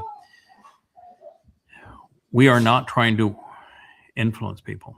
I'm not trying to entice someone off that mound of political and religious shit into lapping up honey. I will condemn the mound of shit, and I will proclaim the benefits of the honey. But what you choose to do with it is up to you. And if you are a MAGA or a Marxist or a Muslim or a conspiratorialist and you like your shit, I'd just prefer you stay there. Yeah. Sure. Don't get on my porch. I don't want your poopy paws on my porch. Yeah, my wife's favorite line: "Get off my porch." Poop off my porch. Yeah. There are so many accounts, and I think there are actually one account that is phone driven. This is an atheist account, and it comes in many different flavors. We took on 2 of the flavors yesterday. Here's a 3rd flavor, and they promote their atheist agenda at various levels. Here they're trying to promote it to the dunderhead. This is being promoted now to the person of no intelligence. The reality here is that this is not a depiction of who was aboard the ark. The 3 sons were adults with wives, and there were no giraffes and monkeys sitting out, and the ark wasn't a tiny little boat of this character. There were no floating giraffes or elephants.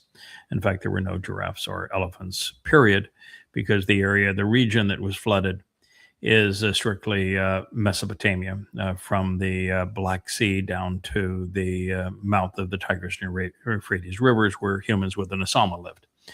And so none of this like this happened. Yeah. And there's no understanding of what happened. Look, there's Uncle Charlie and Aunt Emma. No, the reason that Noach and his family were chosen for this event is because they didn't engage with Aunt Emma or Uncle Charlie. They were completely Kodesh, unaffected by the fallen state of Neshama man. And the people God describes, they were Hamas, they were terrorists, they were ruthless, they were religious, they were political. They were so bad that God said, "I regret having created humans."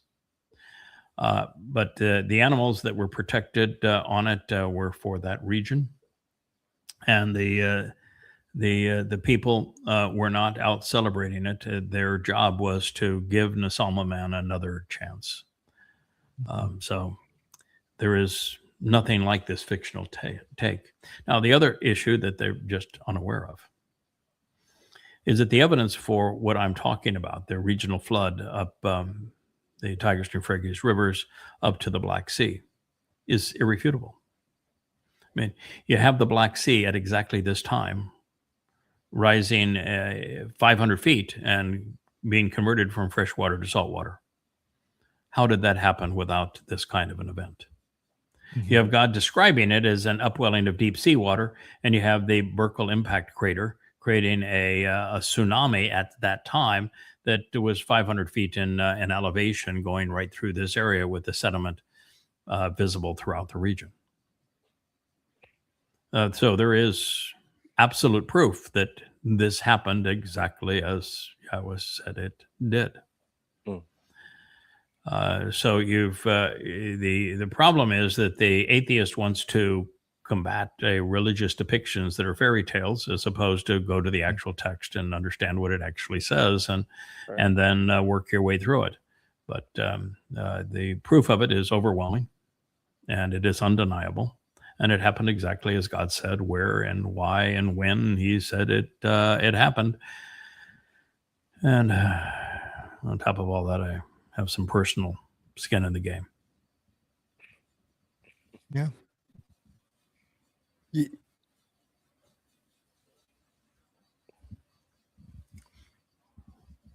America, we speak English because it's the language of our founding, and for 1,000 years, it has been the language of freedom. Sure. All right. The worst imperialist nation, apart from Islam is the worst. But the second worst to Islam is the UK and its imperialistic imposition on countries like India and China and many others. And so it was never the language of freedom. It was the language of oppression, was English. The only language that is more oppressive than English would be Arabic, because of the influence of Islam, where there were 200 million people killed in the first 100 years of the Islamic era. And there are 55 countries still enslaved under Islamic apartheid. But second only to Islam, the UK, Great Britain, was a tyrannical, oppressive, apartheid, colonialist power. And it was the language of subjugation, not freedom. So it's something to keep in mind when somebody says something that's stupid. By the way, the English that we speak today, as opposed to Anglo-Saxon, is only about 500 years old. So you got that part wrong too, but that's a rounding area by comparison to the overall belligerence of your historical ignorance.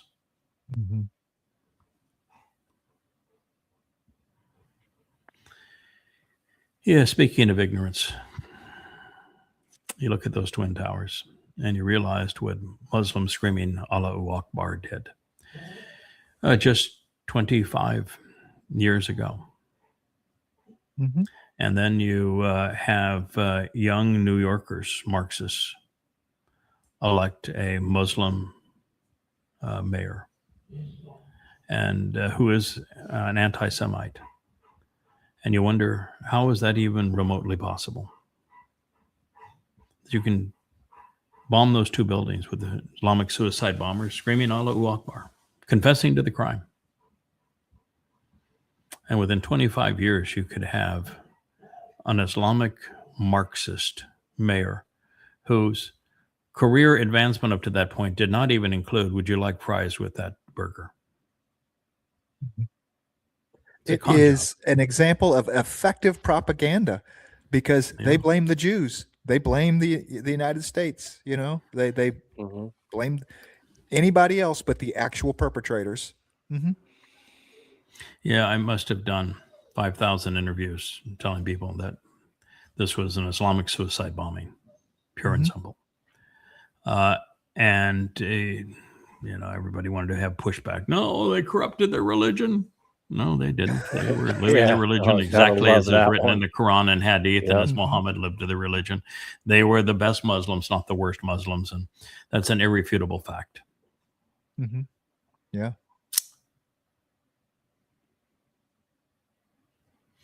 Oh my, yeah. You see, this was the test flight of Air Force One. It can't be called Air Force One when the POTUS, satanic POTUS, is not on it. But these are the people that got the free ride on what we would consider as Air Force One. This is the Qatari jet that was the gift. Yeah, and the tall blonde in the pink dress, that's Ava Braun. For those that don't know, there she is. That's Ava Braun. The woman next to it is KKK Barbie. She is one of the most disgusted, foul-mouthed propagandists in the world today. And if you go back up at the picture above it, the fellow that's standing next to KKK Barbie, that's Stephen Miller. He is Goebbels. So those are three of the most despicable people on planet Earth. And they are riding around in the dumpster's toy plane.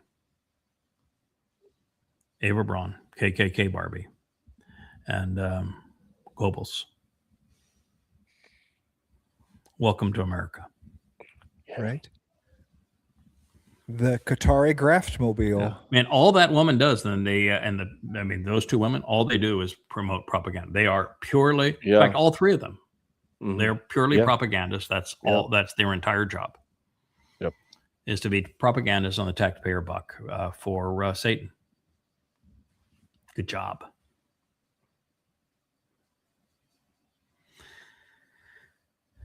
I've shown this picture before. He's the president of Iran's parliament so he was the signature on the other side. It was total surrender. And Trump, after having failed and having to have to surrender to Iran, has now broken his promise. So what do you do now? And Iran, you can see him holding this up. Okay, so I've got Donald Trump's signature on a 14-point memorandum that says America surrendered, and we get all of these things, including continued control over the straits, and we can do whatever we want to in terms of our nuclear program, except we can't go make or buy a bomb. But otherwise, we can do whatever we want to do. And America owes us not only $350 billion, but also removing all sanctions and acknowledging that the control of the Strait of Hormuz stays with Iran. And that checkmated Israel in the process and said that Israel can't engage in any war against anyone in Lebanon, Gaza, or Yemen, or Iran. So it checkmated Israel. And yet they knew that Trump wouldn't honor it. That's why the expression on his face is, okay, here it is. And he took a picture of all 4 pages of it. And here it is, or 3 pages, whatever it was. We've gone through each of the points. And we've gone through each of the point, actually blowing up the ones that was signed by Donald Trump just to make certain that we had it correct. Total capitulation by the United States. It was a surrender document. And yet he won't even honor the terms of his own surrender. This is scum. Yeah. And Iran knew it. They, what they're chanting in the streets now is that MOU is worthless. Trump's promise, his commitment, his word, meaningless. America, no one trusts you anymore. You're a lying scumbag. You have a broken military. Your CIA is disingenuous. Your president is Satan. your economy is in tatters. Mm-hmm. You've destroyed yourself, and you're about ready to take the world down. Yeah, that's what China and Russia are trying to avoid. Correct. They want to a slower. They want to avoid the United States and Europe crashing economically, because they have built their economies to do business with the world, and with the complete destruction of the European and American economies, it's catastrophic for them too.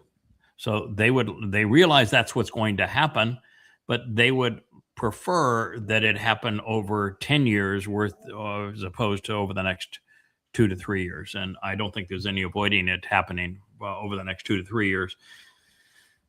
So the whole world's going to end up in anarchy economically, because even though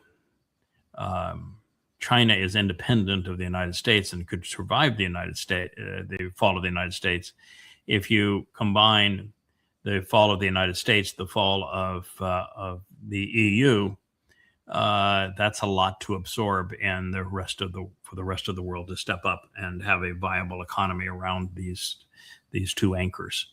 So they're trying to actually prolong our demise as opposed to aiding and abetting it. Mm-hmm. Yeah. It's absolutely true. Yeah, I'll be here in 2028 and even in 2032 too. The first part of that is true. Trump is going to still be there in 2028, and I can't tell you if he's going to declare martial law and there will be no elections, or the Save America Act will be imposed and the elections won't matter, or he will impose martial law and actually have the U.S. military, which is already threatened. Plus, he has 2 private militaries now that he will use them, and he will use world war that he's engaged in and economic collapse to avoid leaving the White House in 2028. Yeah. But he will not be there in 2032. The prophets have spoken. He arrives in Jerusalem to present himself as the leader of the world in January 29th of 2030. So they're off. He's off a couple of years in this regard. He's going to make all sorts of bogus claims on the Ides of March in 2030. And then the witnesses arrive and say, yeah, you can believe me if you want, but here's the consequence. There's actually a rumor now that the United States recognizes that they can't reestablish their bases in the Arab fiefdoms, and that they're no longer welcome there, and that they will have their military base for the Middle East in the Negev desert of Israel. Saw that, yeah. And if that's true, then Israel, you are even more screwed than you thought you were previously. And if you think that the presence of an American base in Israel is comfort, then you should see how well those American bases work for the Kuwaitis and the United Arab Emirates, and for the Saudi Arabians and the Qataris and the like. And you just assess how well they were, that America decided they would go to war, and they decided they would abandon those bases, and they took everything that was of value in those bases and left the people high and dry. So if you think that America can be trusted, well, I can tell you what the prophets, I think it's in Yeshaya, in his second mention of Rahab, and he just says, my people, they're going to listen to and believe Rahab, and then when it comes to Rahab doing what he promised, he's going to do squat. That's right. Mm-hmm. South Korean speed bump. Yep. Mm-hmm. That's what they're building in the Negev. Again. Yes. Yeah, devastating for Israel. I'm sorry for you. You got played. You're a vassal. We'll do one more here, and I don't know why we have so many comments. Well, that's luminary. So that brings us down to our last show. So that's a good time for us to to wit. And what happens, of course, is many of these things I would have commented on an image that the people have a tendency to remove when you rebuff them. And so the same thing true is also on Facebook, that put an image in your feed and you respond and say this is not true for the following reasons. They'll preclude that image being in your file because they don't like people poking holes in their balloon. But we, as you have found, we can go back to Facebook now. We have that ability to do so. My hope is that that moving forward, that I do more clipping of news articles and less featuring from the stream. At this point, in my view, there was too much on the dumpster. But the reason it's important is he is the most prophetically described character of our time, with the exception of Yada as the Chodar and the Nakar in opposition to him, and Dode upon his return. But this is a fellow that gets lots of ink. He is Rahab. He is the great betrayer of Israel. And so God has a lot to say about him, and it is all bad. But America, world, you're looking at Satan incarnate. That is who that is. And he's going to do disastrous things to the world. He's got 7 years to get her done. And you need to know what you're up against. All right, I'm going to go back to my examination of how Ruth leads through the declaration of the Chodar, who is the bull who is responsible for there being children in the crib and manger of the covenant family, and then how that is manifest through Yeshayah, as he describes this woman who gives birth to Emmanuel, and then examine how Dode shares what occurred on the fulfillment of Pesach and Matzah in the 22nd and in the 88th Mizmor, the Psalms, to try to paint the picture of how we collaborated in these events together. It does not going to make any attempt to explain what happens on Teruah, because I think we've already done that and overwhelmingly, but it will help provide some closure on the role that Boaz and Ruth play in the fulfillment of Pesach, Matzah, and Bikurim. And the reason it's important is that there's only one name on Yahweh's home, the temple. There's one title and one name. And the name isn't even Yahweh's name. It's Boaz's name. So what did Boaz do that earned that man such respect with Yahweh that he put his name on his temple? But he did. And so it's important that we have an understanding of what it was that caused that. And I cannot imagine that God's going to rebuild it without the man's name back on the column in the portico.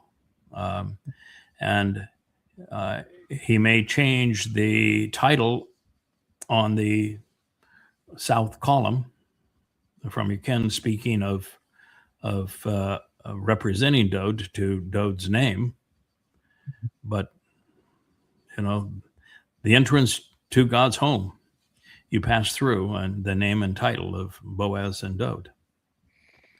And so there's a reason for that. There's a reason why they are the most acclaimed individuals in God's story. It's a reason why God began his whole account by saying there's two fellows, the greater and lesser luminaries, and they're going to fulfill the Moedim. So that's what we're going to pursue. I'd love to be able to finish my edits of these, of Coming Home 4 and 5, and I've got edits from the team and adding some superscripts to them. I'd love to get that done, but I'll never sleep again until I resolve what I perceived last night. and in terms of what actually happened there. So that's the plan for the rest of my day. So thank you, Will. It's always great to have you as part of this. Sorry we had so much on Rahab, but no, that's fine. We actually were mostly talking around him, things like how propaganda works and how it permeates our lives and what are some of the great lies. And I learned why a lot people mask themselves and section. how you overcome challenges in life, why even the things that we've done in our past that aren't as stellar as other things are actually have value to us. So we covered a lot of territory that was quite useful, and just using that as the prompt. And that's really the purpose of the show, is to find a prompt that causes us to talk about things that are important in people's lives. Yeah. Awesome. And we talked a lot about what the present state is in Iran and in Ukraine, because those are still the flashpoints for World War III. Yeah. And not only is Ukraine unresolved, the prophets have said that it's the Ukrainians, they're going to send 3 to 4 million mujahideen into Israel and over the next 7 years, and the devastation they're going to wreak in Israel. And in the Torah itself and Devarim, in conjunction with the Nakar, being opposed to it, that the elements are going to melt with intense heat. There's going to be a nuclear holocaust. So it's important to know that that's most likely because of the malfeasance associated with the blunders in Ukraine, pursuant to Russia and the United States. Yeah. So things to know about tomorrow and how they're going to materialize. So thank you for participating. It's always great to have you. Thank you. Thanks, Kevin. Thanks, Yada. Good being with you guys. Hey there. Thanks for tuning in. That was Fetch. Gotta run now. Catch y'all on our next podcast.